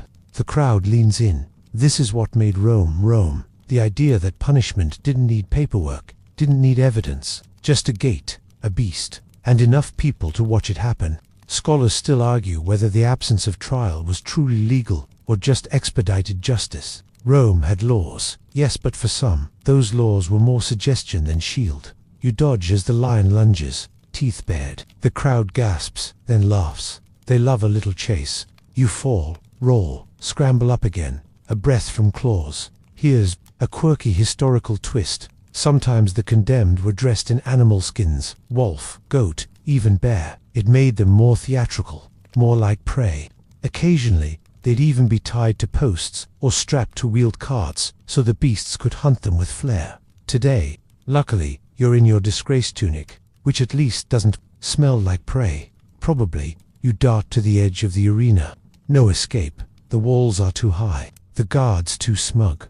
The lion circles, then pauses. Something flickers across its gaze: disinterest, fatigue. Maybe it's full, or maybe it senses the crowd isn't done watching you suffer. That's when the announcer steps in. Citizens of Rome, he bellows, shall we grant mercy? The crowd boos. You don't blame them. It's only been 5 minutes. Then perhaps, he gestures theatrically. A new contender. Another gate opens. This time it's not an animal. It's a man. Armored, armed. A proper gladiator. Grinning like he's just been offered dessert. His eyes lock on you with the warmth of a tax collector. Now it's a game. Rome didn't always kill. It's condemned immediately. Sometimes, they were used to warm up the crowd fodder before the main fight. A gladiator's chance to show off. Your chance to panic creatively. You dodge the first strike. He toys with you. The second swing slices your sleeve. The third knocks you flat. You hit the sand hard. Wind knocked out of you. The sky tilts. The crowd laughs again. And just as the gladiator raises his blade, the announcer yells, "Enough!" A trumpet blares. A horn follows. The game's changed again. The senator, from earlier stands. "Let him live," he says with a bored yawn. The lions had lunch. The people have laughed. That's justice enough. The crowd grumbles but doesn't riot, which, in Rome, is a win. You're dragged off the sand, coughing and bruised. No applause, no respect, just survival. And here's where the historians circle back in confusion. Why spare some and not others? There's no consistent rule, no ledger. Sometimes it depended on the sponsor's whim, other times on the animal's mood. One account tells of a man spared because the lion refused to attack him 3 times. The crowd called it divine protection. The emperor called it annoying and had the lion executed. Instead, Rome was nothing if not ... unpredictable. You sit on a stone bench, shivering, your legs shaking from adrenaline. You should be grateful. You lived, somehow. But you also know, this wasn't justice. It was entertainment. Your guard appears still unfazed, still eating. This time, a fig, of course. He tosses you a rag. "Clean up," he says. "Next one's a legend." You groan. "What now?" He grins. "A man who laughed while he burned." You blink. "That's not encouraging." He shrugs. "Rome's weird." You nod, slowly, and follow him into the flames. You walk past a line of chained prisoners, still trying to catch your breath. Sand clings to your skin, and your disgraced tunic feels heavier by the minute. You wonder if this is what purgatory smells like: burnt leather, vinegar, and old ashes. The guard doesn't speak much this time, just leads you toward an open courtyard behind a government building, where a crowd is already gathered. This time, they're oddly quiet, eager, yes, but not noisy. It's like they know something peculiar is about to happen. And it is because today, you're about to witness one of the strangest moments in Roman punishment law. A man who laughed while he burned. You squint through the crowd. In the center of the courtyard stands a wooden post, surrounded by a carefully arranged pyre. It's ceremonial, almost theatrical. There are laurel branches woven into the wood. Someone even tied ribbons around the kindling. Rome, you think, never misses an opportunity for presentation. Then you see the man. He's already tied to the post. Mid-30s, lean, wild-eyed, but not broken, not cowering. He stands upright, as though the ropes are just decoration. And the strangest part, he's grinning. Not the forced, desperate kind of smile you'd expect from someone in denial. This one is wide, genuine, the kind that makes the back of your neck itch. You lean toward the guard. What did he do? Conspiracy, he says. Said the gods spoke to him. Said he was destined to outshine the emperor. You blink. So, madness. The guard shrugs. Or vision. Rome can't really tell the difference. The executioner steps forward and begins the process, lowly, deliberately lighting the outer edges of the pyre. Smoke starts to rise, curling into the afternoon air like fingers searching for attention. The crowd leans in, and the man, he starts laughing. Not a chuckle, not a nervous giggle, a full-throated, joyful howl of laughter, like he's watching a comedy, like he's won a bet with the universe. Even the executioner hesitates. The fire creeps closer, and the man throws his head back and shouts. It tickles. The crowd gasps. Some laugh nervously, others whisper. A few step back. He calls out, again, "Is that the best you've got, Jupiter? Send warmer fire." It's not bravery, it's not madness, it's performance, and Rome loves performance. Historians have argued over this incident for centuries. Some believe the man was simply insaner, textbook case of delusion under pressure. Others suggest he had coated his skin in a concoction of wax and oil to delay the burn just long enough to make an impression. One even claims he had secretly chewed a mixture of herbs and opium to dull the pain. Fringe, yes, but Roman prisons were full of alchemists and desperate ideas. Whatever the truth, the moment leaves its mark. As the flames rise, his voice grows fainter, but never panicked. Even when his tunic catches, even when the ropes blacken, even when smoke pours from the cracks in the pyre, he laughs. He dies with a grin on his face. The crowd doesn't cheer. They don't throw fruit. They just stand there, awestruck. A few cross themselves. Some walk away in silence. You exhale, not realizing you've been holding your breath. The guard breaks the silence. That's why they hate prophets, he says. Too unpredictable. Too ... loud. Even in flames. You ask what happens to the body. He shrugs. Scattered in the Tiber. No tomb, no name. You nod. Classic Rome. But then, the whispering starts. A child repeats the man's words. To his mother, a street performer begins mimicking his final pose for coins. You hear someone mutter, "Maybe he was chosen." And just like that, the state's message turns into myth. Rome punishes with fire, but it never controls what rises with the smoke. There's even a theory mostly told in back alleys and taverns that the man didn't die, that he was rescued, that the real fire never touched him, that the laugh you heard wasn't pain at all, but proof. Fringe nonsense, probably, but Rome runs on stories as much as stones. The guard nudges you again. Ready for the next one? You blink. There's more. He grins. Always. Time to see what happens when the nobles fall. You sigh, rubbing ash from your forehead. "Let me guess," you mutter. They get a softer landing. He raises an eyebrow. "Not if we strip their titles first." You expect elegance, velvet ropes, maybe a wine break between punishments. After all, the next stop is about punishing the nobles, those sleek, marble-fed creatures in gold-trimmed togas who spend more time naming their horses than paying their taxes. You figure their version of discipline must be quieter, cleaner, maybe even ... whispered. But as usual, Rome laughs at your expectations. You're led into a marble hall just off the Curia, where the Senate meets, and immediately you hear it. Not the clank of chains or roar of beasts, but the sharp, deliberate sound of fabric tearing. A man stands in the center of the room, surrounded by other senators. He's pale, furious, embarrassed, not injured yet, but wounded in a way only the powerful understand. His robes are being stripped from him. This is the degradation, ritual Rome's most theatrical way to say, "You're not one of us anymore." It starts with clothing. The white toga with the purple stripe symbol of senatorial power is yanked off like a shameful bedsheet. His shoes are removed, his belt gone. A scribe steps forward to read out the man's titles, slowly and formally, as another scribe strikes through them one by one on a wax tablet. Lucius Cornelius Cata, Senator of the Republic, no longer. Another strike. Praetor of the Eastern Province, revoked. Strike Pontifex, dismissed. You watch his body shrink, not physically, but spiritually. With each title stripped, he seems to deflate, like a statue melting into soft clay. His hands twitch. He wants to say something, but he knows words would only make it worse. And now the worst part, the public humiliation to lictors. Those grim-faced attendants with bundles of rods escort him barefoot through the forum. The crowd gears. A child throws a date pit. Someone spits, not because they hate him personally, but because this is custom. This is ritual. The moment a nobleman loses favor, he becomes a target for the same ridicule he once looked down upon. You follow. Watching closely, the man stumbles slightly, unused to walking without his cushioned sandals. His now plain tunic sags around his shoulders. His face burns with the kind of humiliation that doesn't leave bruises, just stories. This punishment isn't about pain, it's about undoing a man. Historians call it civil death. Others, more dramatically, label it honor execution. Because for a Roman elite, your status is your life. Strip it away, and what remains? Some degraded nobles were allowed to live out their days in quiet shame, far from public life.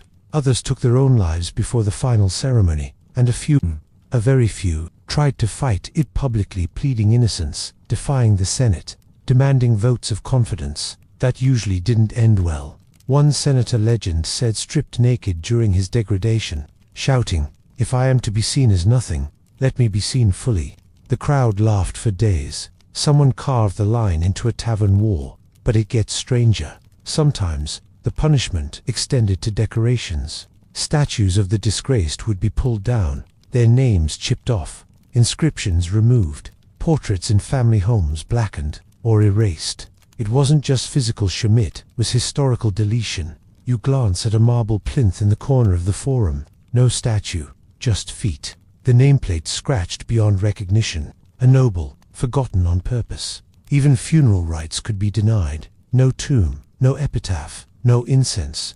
The message was clear. You didn't just fall, you never really mattered to Rome in the first place. You ask the guard if there's ever a way back. He pauses. Rare, he says. Very rare. Maybe if you save the city from invasion, or fund 100 temples, or marry the emperor's niece, twice. The disgraced noble is finally brought back to his villa, what's left of it.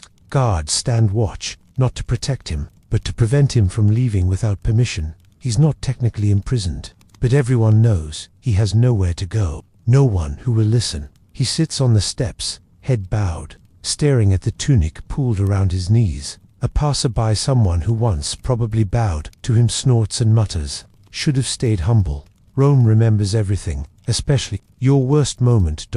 You ask the guard what's next. He smirks. Ever heard of Elagabalus? You nod. The weird emperor. Let's call him ... experimental. You sigh. That bad? He nods. Worse. He called executions art pieces. You groan. Rome, it turns out, has a flair for the avant. You barely have time to process the quiet ruin of a fallen noble before you're whisked into a new corner of Roman horror, one wrapped in silk, drenched in perfume, and soaked in theatrical dread. Because you're entering the world of Emperor. Elagabalus. If Rome ever had a performance artist in a purple robe, it was him.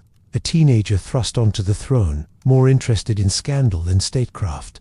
Elagabalus ruled for just 4 years in the 3rd century, but he made every one of them count. And his favorite genre, artistic executions. You're brought into a hall, not quite a courtroom, not quite a theater, somewhere in between.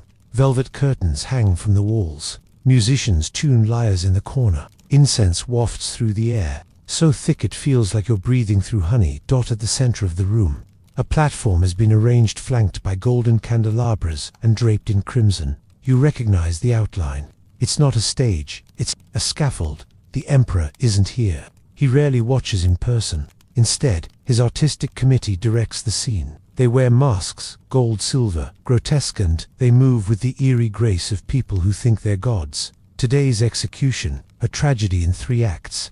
The accused is a minor official caught forging signatures under another emperor. Maybe a beating, maybe exile. But Elagabalus, he prefers a story. Act 1. The condemned is dressed in a toga, far too large for him, enticing his inflated sense of importance. The audience carefully selected patricians and bored artists politely. Act 2. A speech, written by the emperor's poet. The condemned must read it aloud, apologizing for his fraudulent performance as a Roman citizen. Every time he stumbles, a bell is rung. Act 3. The finale. A carefully choreographed execution. 2 dancers enter, twirling ribbons around him while he stands frozen, sweating. Then a masked figure dressed as Veritas, the goddess of truths, steps forward and gently pushes a blade through his heart. He dies, mid-performance, collapsing in a swirl of fabric. Silence, then applause. You stand there, stunned, while the committee bows and a scribe steps forward to distribute programs. Yes, programs. printed accounts of the execution, with stylized names, featuring the fraudulent clerk, music by Flavius the Younger. One even includes a menu-roasted peacock and honeyed locusts. You can't tell if you're at a murder or an after-party. Historians still debate just how far Elagabalus took it. Some say these executions were metaphorical, symbolic, more humiliation than death. Others insist they were very real, just cloaked in aesthetic. One source claims he once had a man sewn into a giant golden bag labeled ambition and tossed into the Tiber as performance art. A fringe theory says he invented execution parades, where the condemned had to walk the city, while narrating their own crimes like street performers. Imagine juggling while describing your tax evasion. Elagabalus loved irony more than stability. You ask the guard if this was all legal. He shrugs. He was emperor. Legal was whatever he said it was. The strangest part, people went along with it, not out of fear but fascination. Elagabalus blurred the line between politics and play. For a while, Rome enjoyed it. Then, it got darker. There's one famous account of him ordering an execution during a banquet, but disguising it as a magic trick. The condemned was placed in a large chest. The emperor snapped his fingers. When they opened the chest again, it was empty, because it had a hidden trap door. Because below the trap door was a fire pit. And yet, the diners clapped. That was the danger of Elagabalus. He didn't just punish you, he made the audience complicit. You weren't watching a sentence. You were watching a show, and now, you're part of the next one. A herald steps forward. We require a volunteer for a silent role, he says. You shake your head. The guard nudges you. Just stand there. Hold a lyre. Try not to drop it.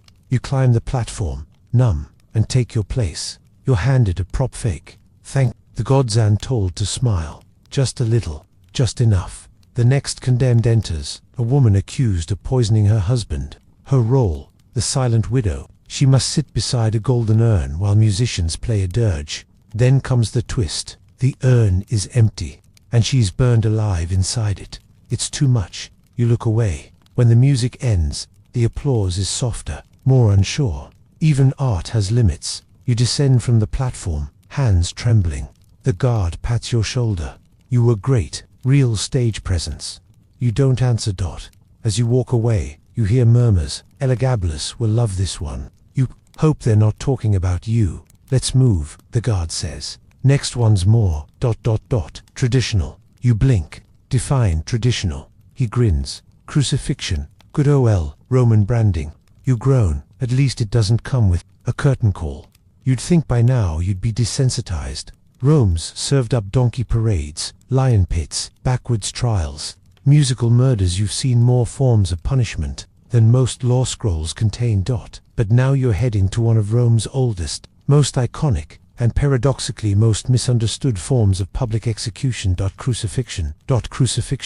It's not a surprise. The guard was humming something grim on the walkover, and whenever he hums, someone usually gets nailed to wood. The execution site is just outside the city walls, a sloping hill called Monte Testaccio, nicknamed Execution Hill by the locals, because subtlety has never been Rome's strong suit. You arrive as a group of condemned men are being marched uphill, shoulders bloody from carrying rough beams, and there it is, a forest of vertical posts, each spaced just wide enough for a crowd to shuffle between them.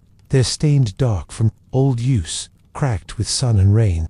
The sky above is hot and cloudless. Even the breeze is tired. You know what's coming. But Rome always adds a twist. You expect rebels, maybe slaves, and you're right. Two of the men wear collars. Another mutters in a foreign tongue. But the fourth, he's in fine sandals. His tunic is stained, yes, but the stitching is high quality. A dropped ring glints in the dust. He's a citizen. You look at the guard. I thought citizens couldn't be crucified. Normally, he shrugs, but treason doesn't count as normal. This is the loophole. Crucifixion was designed for non-citizens, a tool of imperial dominance, a deterrent you could see from 100 paces. But when a citizen crossed the wrong line, like betraying the army, plotting against the emperor, or spilling state secrets, Rome made exceptions, or it revoked their citizenship first. Neat, efficient, and humiliating. The process is deliberate.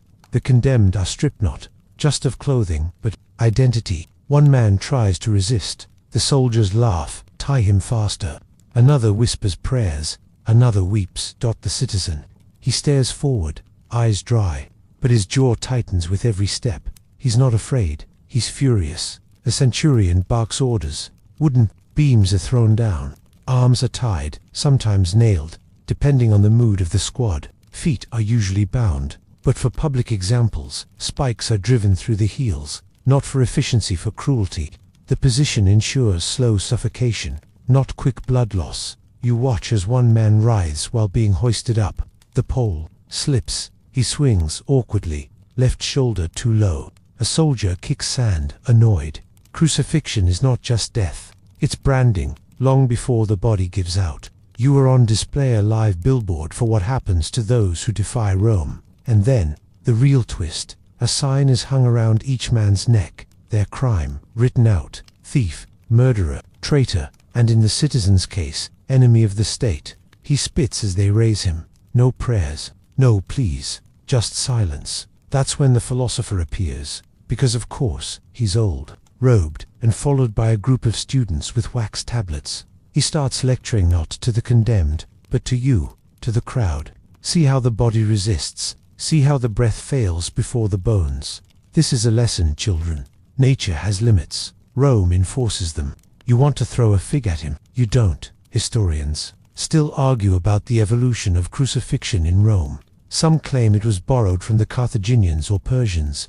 Others argue Rome made it, its own, codified it, scaled it, turned it into policy. A factory of public agony. One fringe theory suggests the Emperor Tiberius kept a personal crucifixion court, a space where he could witness the process over lunch. Apocryphal, probably, but depressingly believable. A more curious debate surrounds the signboards. Were they always used? Were they reused? Did scribes write jokes? Some say yes. One story claims a thief once had aspiring senator scrawled beneath his name. You don't know if it's true, but you do know humor doesn't stop when justice starts. The crowd begins to drift away. Crucifixion isn't fast, and Rome gets bored easily. The men will hang there for hours, maybe days. Eventually, someone will break their legs with a hammer to hasten the end, or the birds will come. Either way, there is no burial. Rome doesn't just punish the body, it punishes the memory. You ask the guard what happens if someone tries to rescue a crucified friend or family member. He raises an eyebrow. That's another crucifixion. You nod. Thought so. As you turn to leave, the citizen looks at you. Just for a second. His face is pale. His lips cracked, but his eyes are still his own. The guard claps you on the back. All right, let's go. The next one's very creative. You don't even ask. You just sigh and follow. He leans in. Ever seen someone swallow molten gold? You choke. Please tell me that's a metaphor. He grins. Not even a little. You've seen a man laugh while burning. You've seen nobility stripped of dignity and criminals painted in poetry. So by now, you're braced for something dramatic. But nothing prepares you for this, because today's punishment is less about symbolism or spectacle. Today's punishment is pure irony made molten. You're taken to a villa that no longer feels like a home. Its courtyard is filled with soldiers. Its fountains have run dry. The marble glows warm in the afternoon sun, which seems far too cheerful for what's about to happen. At the center of it all, a man kneels, hands bound, lips trembling, surrounded by gleaming trays and bowls that once overflowed with wealth. Golden candelabras, heavy necklaces, statues of gods, and in one bronze pan, a pile of coins. Hundreds of them, denarii, sesterces, even a few imported gold aurii from the east, all from his own vault. You look at the guard. He shrugs. He hoarded grain during a famine, sold it at 20 times the price, built this house while children starved. You blink, and the punishment. He gestures toward a forge nearby. It hits you. This is death by molten gold. There's something bone deep, horrifying about it. Fire you can understand. Beasts, clubs, swords, they're primal. But gold, that's not meant to kill. It's meant to gleam. It's temptation, status, survival. Which is why Rome decided it should punish with it. The executioners, gloved, silent, precise, begin heating the gold. The coins melt quickly. Wealth loses its shape faster than you'd think. Before long, the contents of the man's greed are bubbling inside a ladle, the size of your head. You can smell it. Metallic, sweet, almost like blood with delusions of grandeur. Man begins to scream. He begs, not for life, but for mercy. Please take it. Give it back. Feed them all. I didn't know, but of course he knew. Rome always knows. A herald steps forward and reads the sentence. Let the gold he worshipped be the last thing he tastes. One of the executioners holds the man's head still. Another steps up with the ladle. And then they pour, not into his mouth, down his throat. He gags, gasps, chokes, but the metal keeps coming. His body jerks once, twice, then he falls forward. Gone. You feel your stomach lurch. You've seen lions tear men apart. You've seen men nailed to wood. But this is mockery made fatal. Historians agree, this wasn't a common punishment. It was rare, reserved for the obscenely corrupt. The emperors liked to save it for a certain type, the hoarders, the exploiters, the ones who starved the city while counting coins behind locked gates. The message was simple. You wanted gold, choke on it. One fringe source claims that Emperor Crassus, the infamous billionaire of the ancient world, met a similar fate when captured by the Parthians. Melted gold poured into his throat as a symbolic rejection of his greed. Others argue that story was propaganda, dramatic ending for a man who owned half of Rome. Either way, the story stuck. You watch as the body is hauled away, the gold still cooling on the flagstones. No one dares touch it except a child. He sneaks forward, barefoot and wide-eyed, and plucks a single coin from the puddle. It's fused to a fleck of bone. His mother snatches it from him, throws it into a nearby fountain, and hurries away. You can't blame her. Greed, it seems, sticks. The guard, ever casual, tosses a fig into his mouth. Efficient, he says. No trial, no crowd. Just heat and irony. You ask if the melted gold ever got reused. He grins. Sometimes melted back into coins. Other times they cast it into rings and made the man's relatives wear them. You stare. That's diabolical. Rome is very creative, he says. When money's involved, you glance back one last time. The forge is already cooling, the staff sweeping away traces like it was just another day at the market. You exhale. Surely, that has to be the worst of it. But of course, the guard taps your shoulder again. Next. Stop, he says. Isn't about fire, or iron, or animals. You raise an eyebrow. Then what is it? He smiles. Silence. You blink. I'm sorry. He leans in. Ever heard of the silent wall, punishment? You haven't, but you're about to. Silence in Rome is rare. Between the clang of chariots, the arguments over olive prices, the prayers, and the endless echoes of sandals on stone. This city is a living, breathing, yelling thing. So when you're led down a corridor where no one speaks, it immediately feels wrong. The walls here are tall and plain. No frescoes, no busts of emperors. Just smooth, blank stone, and that oppressive quiet. This is the silent wall, not a place you'd find on a map, but one every Roman knows about and fears. The guard motions for you to stop. You do listen, he whispers. You do nothing. Not wind, not footsteps, not even birdsong. And then, barely audible, a single word echoes from somewhere ahead. Forgive, ... You shiver. This is damnatio memoria taken to its extreme. Punishment by erasure. You don't die in the arena. You don't hang from a cross. You don't wear a collar or carry scars. You are simply ... removed. From records, from family trees, from marble, from memory. The punishment begins with public silence. No one is allowed to say your name. Not in court, not in temples, not even in private conversation. Your statues are torn down, your face chiseled off coins, your tomb sealed, or in some cases, dug up and discarded like an inconvenient scroll. Worst part, you're still alive when it begins. You're marched here, this corridor, this place of forbidden names, and told exactly what will happen. A scribe reads from a list. Your name will not be spoken. Your home will be razed. Your children, if any, will be renamed. Your image will be destroyed. Your memory will be cleansed. Then they walk away. No prison, no chains, just silence. The city doesn't lock you up, pit locks you out. You become a shadow trailing after yourself. You watch from a hidden alcove as a woman is led in, older, hair pulled tightly back, a senator's wife, maybe, dressed in a plain robe, no color, no pattern. She kneels. The magistrate reads the sentence. A young man, possibly her son, stands just behind her, eyes hollow. He says nothing. She says nothing, because she knows. Even a cry is a kind of presence, and this punishment demands your absence. The wall in front of her is blank, but you can see faint traces, old names, scraped away, layers of them, erased and erased again. You run your fingers lightly across the stone. You feel the grooves where letters once lived. Rome doesn't forget. It just pretends really, really well. Historians still argue about how many people suffered this fate. Some say only emperors and high officials were erased. Others claim it extended to artists, lovers, and political nuisances. Anyone who challenged the narrative could be cut from it. One fringe theory even suggests entire families were subjected to this punishment, multi-generational erasure, as if they'd never existed. The walls of their homes repainted, their gods discarded, their stories replaced. You ask the guard if anyone's ever come back from damnatio memoria. He hesitates. Once he says, a general, falsely accused. Years later, they restored his name, recarved it on a statue. Redemption. He snorts. Sort of. They misspelled it. The woman, now kneeling at the wall, is handed a small hammer and chisel. She's told to carve her own name into a plaque just so it can be officially destroyed. She does it, hands trembling, letter by letter.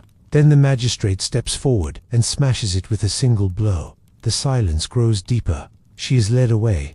Her name was there, now it isn't. Single quotes. The punishment continues long after the sentence. No friends visit. No neighbors acknowledge you. Priests won't bless your meals. Bakers won't sell to you. Even your shadow might get suspicious. It's exile without moving. A punishment Rome believed worse than death, because at least death came with a funeral, an urn, a few words, something to leave behind. Damnatio memoria leaves nothing. You exit the corridor slowly. You don't want to speak, not out of reverence but fear, as if even whispering her name might summon a fine, or worse. The guard is uncharacteristically quiet as you walk. Eventually, he speaks. Hard to scream for help when no one's allowed to know you exist. You nod. You've seen fire, blades, beasts, but this one lingers. Then the guard clears his throat. All right, he says, voice returning to its usual sarcasm. Next one's delicate. You sigh. How delicate? He grins. Eunuchs, you wince. Political punishment. Sharp politics, he says. You groan, because you know what's coming next. You're not sure where you're being taken, but the fact that you pass a surgeon's shop, a shrine to Venus, and a pair of guards carrying a small bucket filled with something steaming is not a great sign. Where are we going, you ask? The guard smiles grimly. To see what happens when power and politics get very personal. This is not about crime in the street. This is about crime in the palace.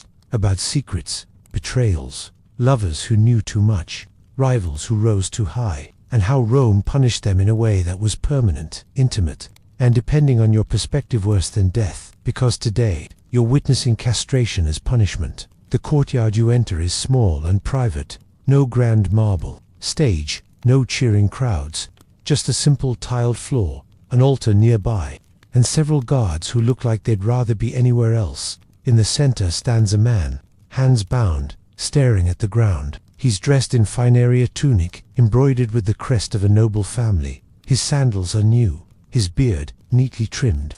He looks like someone who gave orders. Until recently, you learn his crime quickly. He was caught entertaining the empress. Privately, you raise an eyebrow. Jealous husband. The guard shrugs. Emperor, senator, temple priest. Hard to tell where love ends and punishment begins. See, in Rome, castration wasn't common, but when it was used, it was devastatingly specific. It wasn't for the average thief or runaway. It was reserved for slaves who disobeyed too much, or for men whose proximity to power, especially female power, became politically dangerous. You glance around. There's no executioner here, no sword, just a physician, middle-aged.com, holding a bronze scalpel. You feel your stomach turn. The process, you're told, is precise, not sloppy. The idea isn't just Panute's alteration, a stripping of masculinity, authority, identity. Rome believed the body was a symbol of your virtue.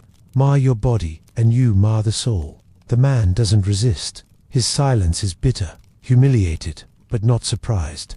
The physician begins. You look away. The guard doesn't. It's not always physical, he murmurs. Sometimes, the sentence is metaphorical.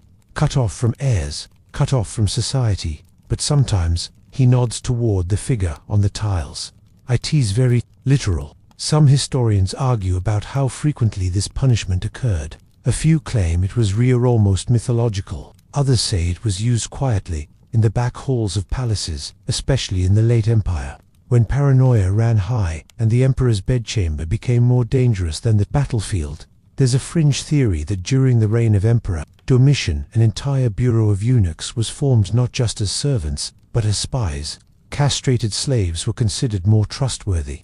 No family, no ambition, no distractions. You ask if some eunuchs rose to power. The guard grins. Absolutely. A few became very powerful, especially in the eastern courts. Then his smile fades. But not this one. The physician finishes. The man is barely conscious.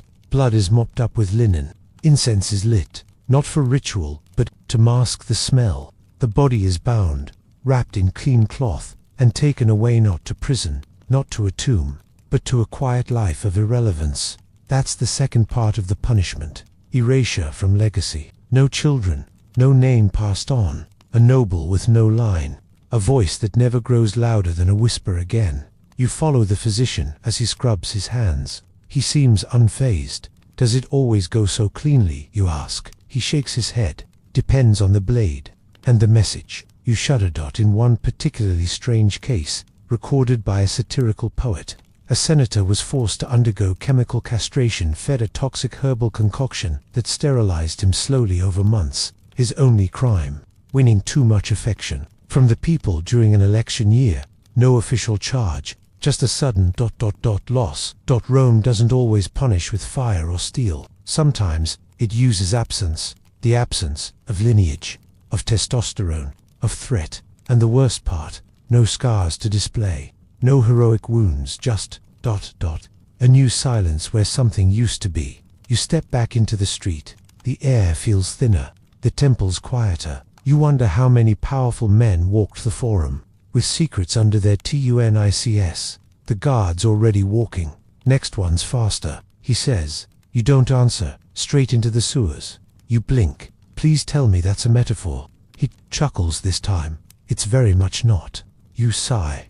Rome, apparently, never runs out of pipes or punishments. You follow the guard through winding alleys, past taverns and temples, until the ground begins to slope downwards, becoming slick with moss, the air growing thick and sour. You plug your nose before asking. Just a reflex. He gestures toward a dark archway ahead. Welcome to the Cloaca Maxima, he says, Rome's greatest engineering marvel.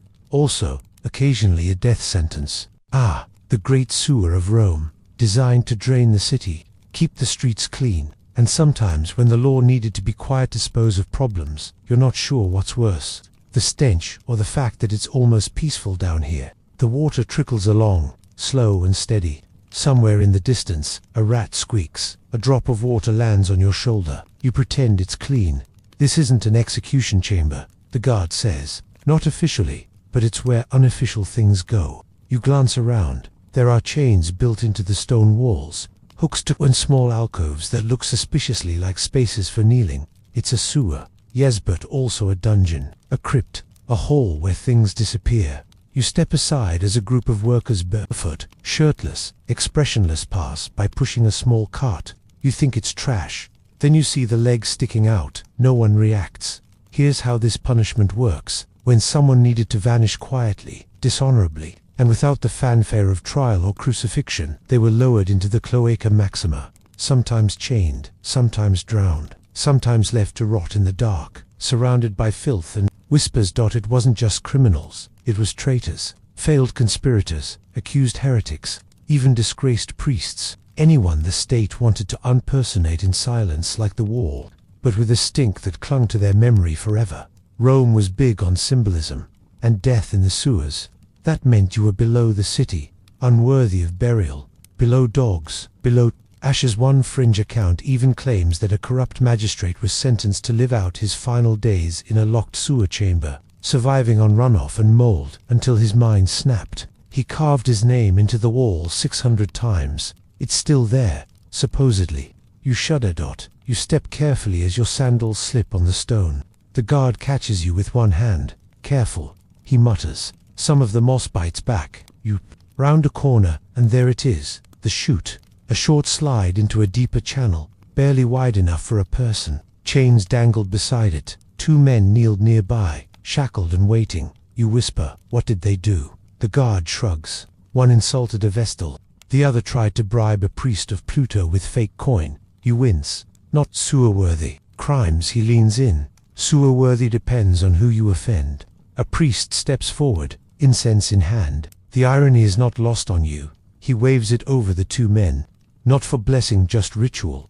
As if Rome wants to fumigate their souls before flushing them out. The prisoners are not shoved in. They are lowered, slowly, rope over pulley, like trash, handled with reluctant care. You hear a splash, then a cough, then nothing. The guard leans on a rusted pole and says, "Most die in hours. Exposure, disease, drowning. Some last a day. 1 man lived for 4. What happens to the bodies?" He jerks a thumb down the tunnel. Tiber takes them. Scholars still argue about the legality of sewer executions.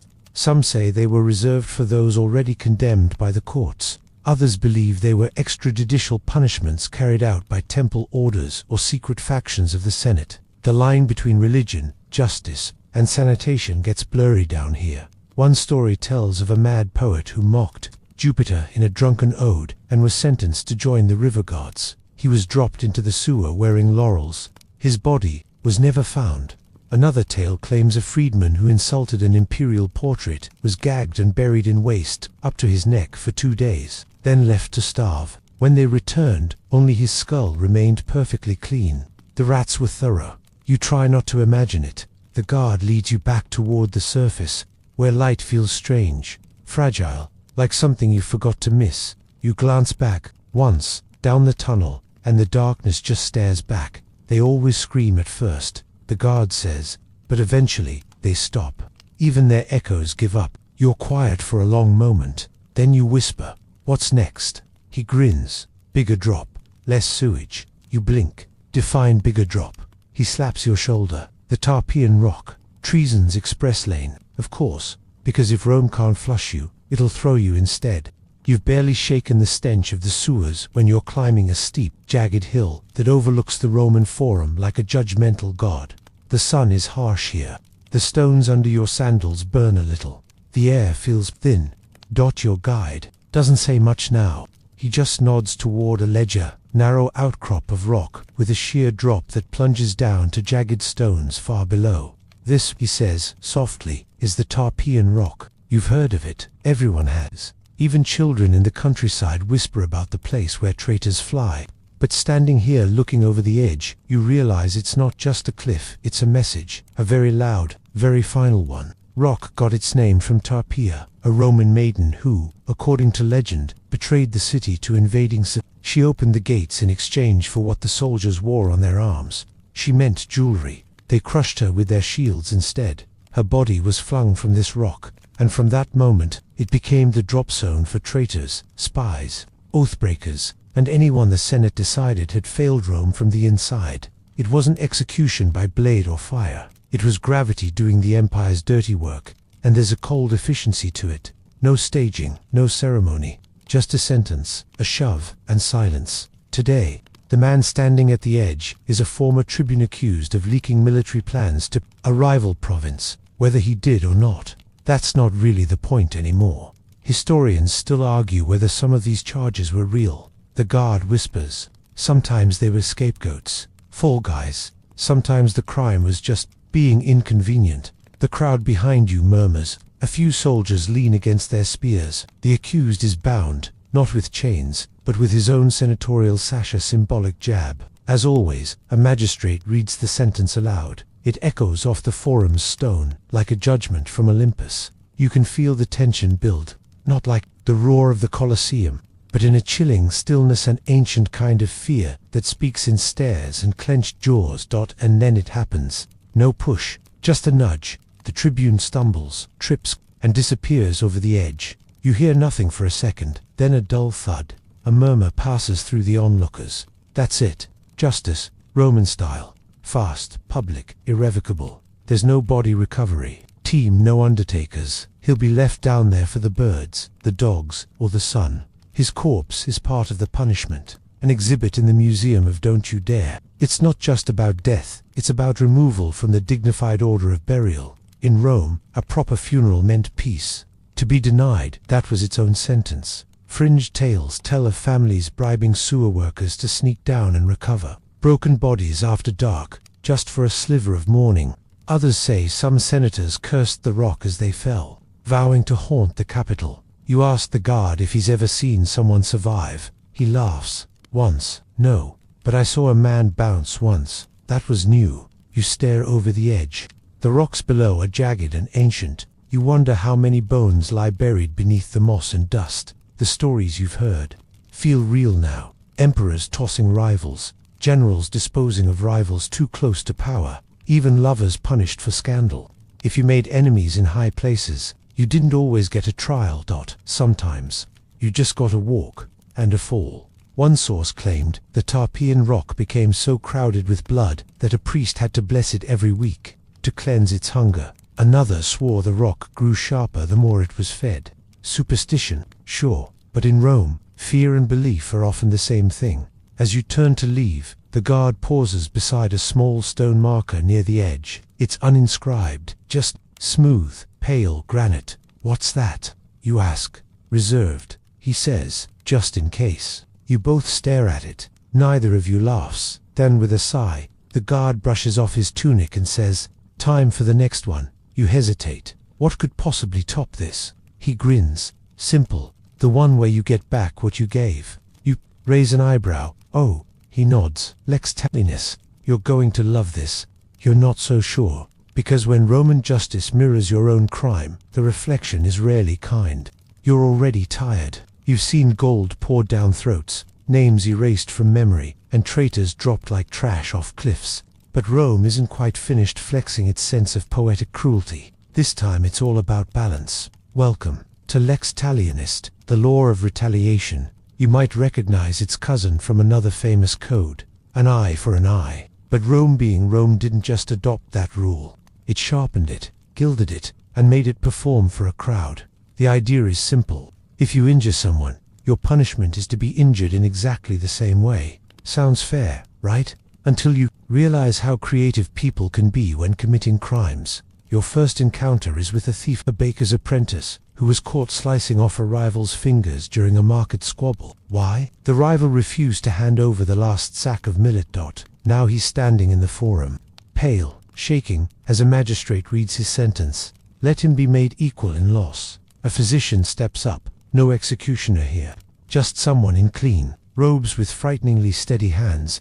You'd think medical professionals would hate this kind of duty, but in Rome, medicine and justice sometimes share scalpels. The apprentice weeps, but no one listens. The rival now hand-bandaged and smirking by, watching justice in real time. 1, 2, 3, 4, ... and then the fifth finger hits the tray. You look away. Some versions of Lex Talionis are even more surreal. You overhear a case of a man who knocked out another's front tooth. In response, he wasn't just ordered to lose his own. He had to have it extracted by the same tool. A dull chisel. No anesthetic. Poetic. Right. You ask the guard how far it goes. Oh, he says, all the way. He tells you about a woman who poisoned another's wine. The sentence: she was forced to drink from the same cup, a mirrored dose of the toxin, but with just enough dilution to make it last longer. Another case involved a man who blinded someone with a hot iron. The punishment wasn't just to blind him back. It was to make him wield the same iron, to burn himself under supervision. Historians still argue. The guard mutters whether that one actually happened or if it was just one of Seneca's dramatic parables. But honestly, hard to tell. With this city, you believe it, because Lex Talionis wasn't always literal. Sometimes the Senate got clever. If a merchant cheated customers by shorting their grain, he'd be forced to eat nothing but dust for a week. Symbolic, suffering, public. There was a baker who sold loaves filled with pebbles to scam on flour weight. When caught, he wasn't fined. He was force-fed his own bread, every crumb. A fringe account claims that during a particularly cruel summer, an aqueduct overseer was found guilty of diverting water to his estate while nearby districts went dry. His sentence: a week tied in the sun without water. Some say he went mad by day 3. You glance around at the forum. It's still bustling. Business continues. Senators debate. Merchants haggle. Children chase goats through columns and, yet, in corners and alleyways, lex talionis quietly unfolds, not daily, but often enough to leave a scent of tension in the air. Because anyone could be next, Rome didn't always want blood. It wanted balance, restoration, a kind of theatrical equilibrium that reminded everyone, you're not above the consequences. Even emperors weren't immune. One record tells of a minor imperial cousin who had a man flogged for spilling wine. When it was revealed that the spill was caused by a servant tripping over his own dog, the emperor ordered the nobleman flogged in the same spot, in the same pose, with the same whip. The people cheered for days. That's the thing about Rome. Justice wasn't always blind. Sometimes it stared you in the face and made you flinch. As the now fingerless apprentice is carried away, you hear whispers in the crowd. He's lucky, someone mutters. Could have been worse. You ask how. The guard leans in. There's a version of lex talionis that applies to false accusations. You falsely claim someone slept with your wife, and they're punished. You nod. He continues. When they're proven innocent, you're forced to perform the act you accuse them of, with a donkey, in front of a magistrate. You stop walking. He grins. Just rumors, of course. But in Rome, rumors often come with witnesses. You want to be done, but he's already leading you away. What's next? You've grown. He smiles. You've seen poetic punishment, he says. Now it's time for ritual punishment. You blink like religious. He nods. The Vestal Virgins. And what happens when one of them breaks her vow? You gulp, because you've heard whispers of what happens next, and it's buried in secrecy.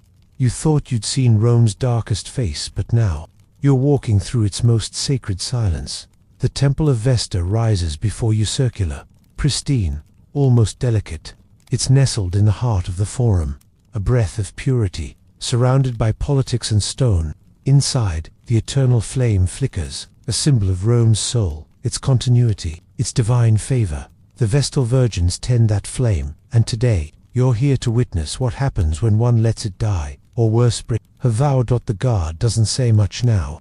Even he's quieter in this space. Rome is loud about blood, but soft about shame.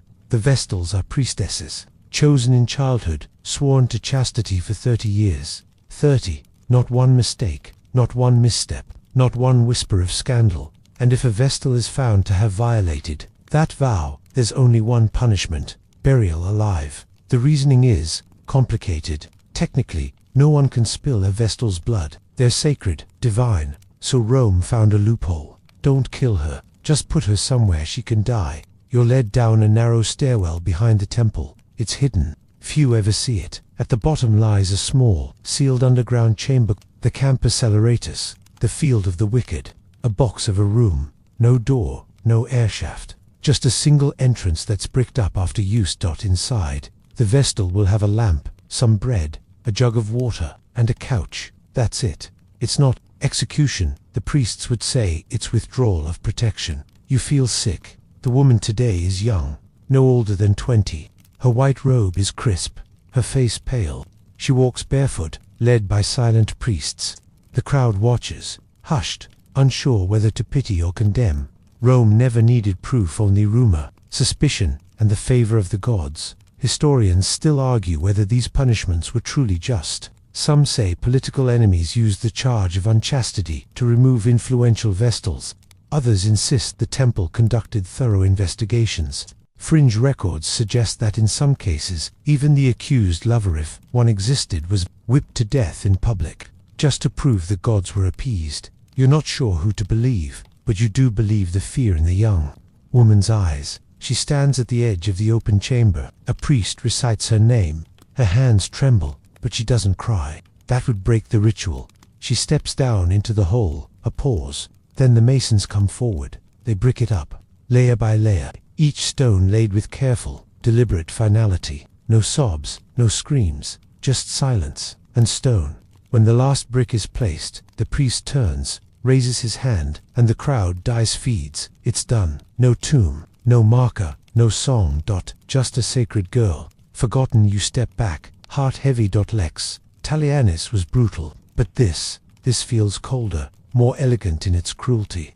A punishment not for violence, but for stepping outside the box Rome built for you. She was probably innocent, You whisper. The guard shrugs. Doesn't matter. The flame dimmed last week. Someone had to answer.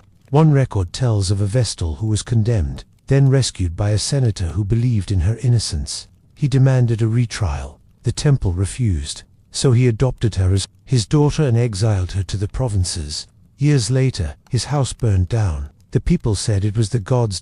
Another tale, possibly apocryphal, tells of a Vestal who dug her way out of the chamber, survived, and disappeared into the Alps. Her ghost is said to visit the temple during eclipses, offering water to the new initiates. You want to believe that one. You climb back into the sunlight. The forum now buzzing again with merchants and senators and gossips who've already forgotten the girl.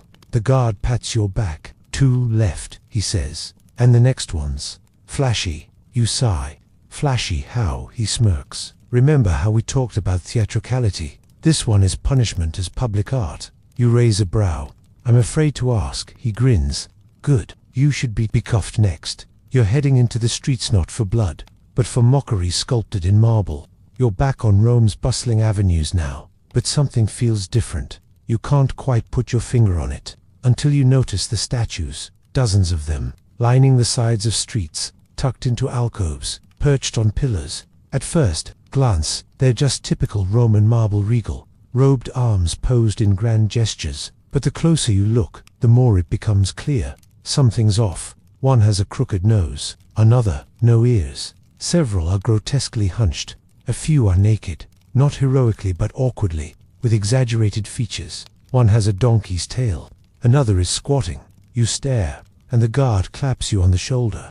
Ah, he says, you've found them. Punishment by statue.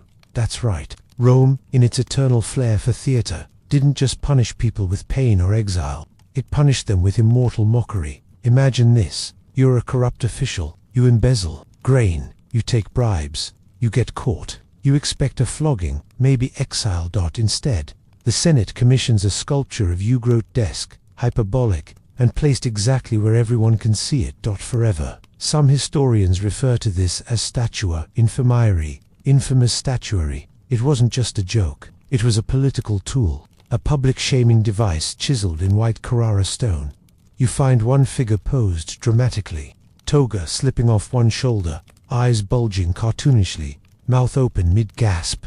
The plaque beneath reads, Lucilius, the laughing liar, banished, but never forgotten. Brutal. You smirk a little. And then the guard points to a statue nearby. It's headless. Well, he says, not all infamy lasts, because Rome's sculptural shame wasn't immune to politics. Some statues were defaced when new regimes came in. Others were secretly destroyed by family members, hoping to erase the disgrace. One fringe tale claims a noblewoman married to a disgraced senator bought his statue, disguised it with a beard and helmet, and reinstalled it as a fallen soldier. But the most bizarre cases are the living parodies. Yes, sometimes, instead of carving you in stone, Rome punished you by making you act it out. Public squares would host mock parades of those convicted of arrogance or vanity. A prideful general who tried to crown himself Caesar was once made to march naked through the city, painted gold, while children pelted him with cabbages. The crowd loved it, and when these performances weren't enough, they carved them in stone, like performance art, frozen. You ask if people ever refused to pose for their statue. The guard laughs. Refuse? They didn't need you. They'd just guess. One marble disgrace you pass looks vaguely like Emperor Claudius, but with donkey ears, hunched shoulders, and hands full of coins. It's labeled simply, the one who took and took. Some say it was never him. Others claim it was him, but made vague enough to avoid direct accusation. Plausible deniability in stone. Rome was smart like that, and petty. Sometimes mock statues were placed near temples, a spiritual jab. Others were displayed near latrines. The message was clear. Here's where your legacy belongs. A few senators even preemptively paid sculptors to guard against this fate, bribing them to refuse future contracts if their name ever came up in a scandal. But of course, money only talks until someone offers more. You reach a small plaza where a giant statue stands, arms outstretched, mouth agape. It's a caricature of a wealthy merchant. The plaque reads, he praised himself more than the gods. Now he welcomes pigeons. Sure enough, a bird lands on the statue's forehead and does what birds do. You ask if there's ever been a reversal. A few. The guard says, someone overthrows the guy who ordered the statue. New trial, new marble, new pose. He points to one statue now wearing a laurel wreath. Used to have donkey ears, got replaced with a misunderstood hero version. You nod. So, propaganda in reverse. Exactly. Rome writes its stories in stone, then edits them later. You think back to all the punishments you've seen: whips, fire, hunger, exile, and suddenly, this one feels quieter, but maybe more painful, because while the body forgets pain, shame lingers, and stone sticks around. You pass a final statue. This one isn't grotesque. It's just sad that the figure sits, face buried in its hands, completely still. The plaque says nothing. No name, no crime, just this is what regret looks like. You pause. You don't need a name. The whole city knows. The guard touches your elbow. One more, he says. You blink. What's left? He smiles softly. The kindest punishment, the quietest, and maybe the most bizarre of all. You follow, toward the edge of the city, toward forgiveness, Roman style, whatever that means. The city begins to thin as you walk. Buildings grow shorter, statues less common.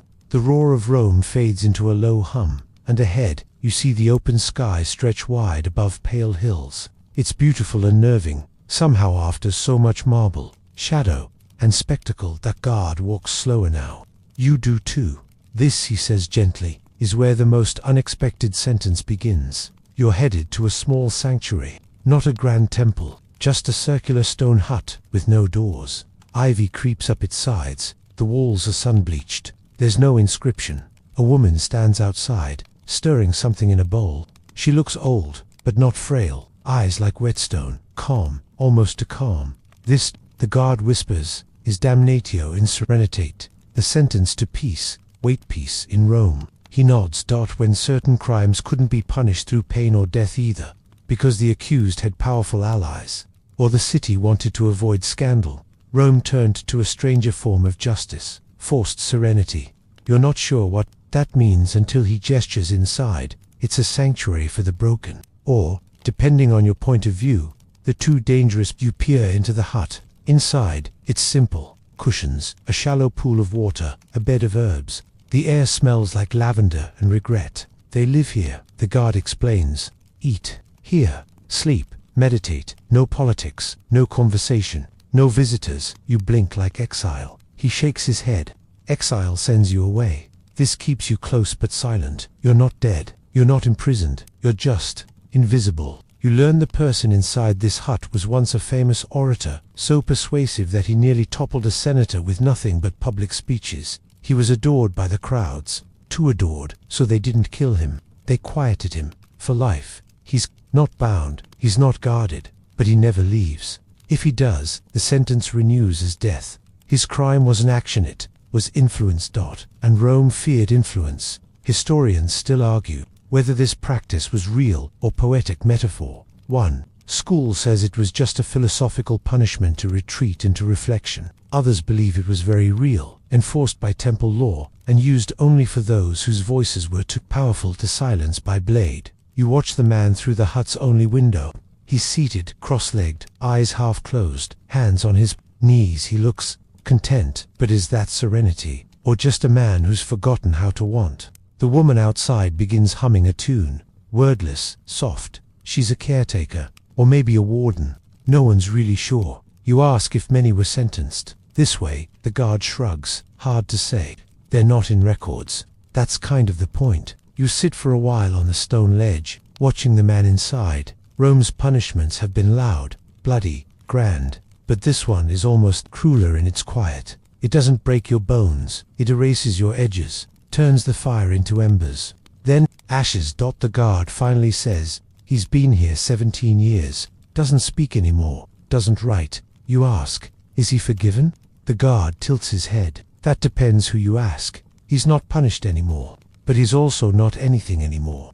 You nod, slowly, because maybe that's the strangest punishment of all. Not being remembered as evil, but not being remembered at all. You rise. Rome is far behind you now, but its echo lingers. You've seen heads roll, hearts break, and tongues fall silent. You've walked through blood and marble, through horror and theater. You've seen justice carved, burned, buried, and bricked. But this is the sentence that feels closest to a whisper. It doesn't demand anything. It just waits, and waits, and waits. You take one last glance at the man inside. He breathes, but the world no longer breathes for him. The guard sighs. "Come on," he murmurs. "Time to rest." And now, the sun sets gently behind the hills of ancient Rome. Stone fades to gold. The distant hum of the city softens into something like breath. You walk away slowly, footsteps light, like even the ground doesn't want to echo anymore. The faces you saw today, the names, the screams, the silence, they dissolve into memory, like mist leaving a mirror.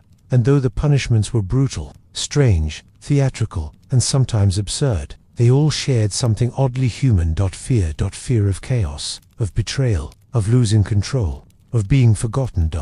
And in that fear, Rome carved a justice system that wasn't always just, but it was, in its way, consistent. It gave people something to whisper about, to fear, to obey. Now, as you step back into the quiet of your room, real or imagined, you can feel that ancient tension finally release. You're safe. No lions, no ropes, no statues of your failure. Just the hush of night, the sound of your breath, and the comfort of knowing that your biggest punishment tomorrow might just be an early meeting or a missed alarm. Let that thought cradle you now. Let the warmth of your blanket replace the fire of the Colosseum. Let your eyelids close like those heavy stone gates you walked past. Rome is done. You are free. Sleep well.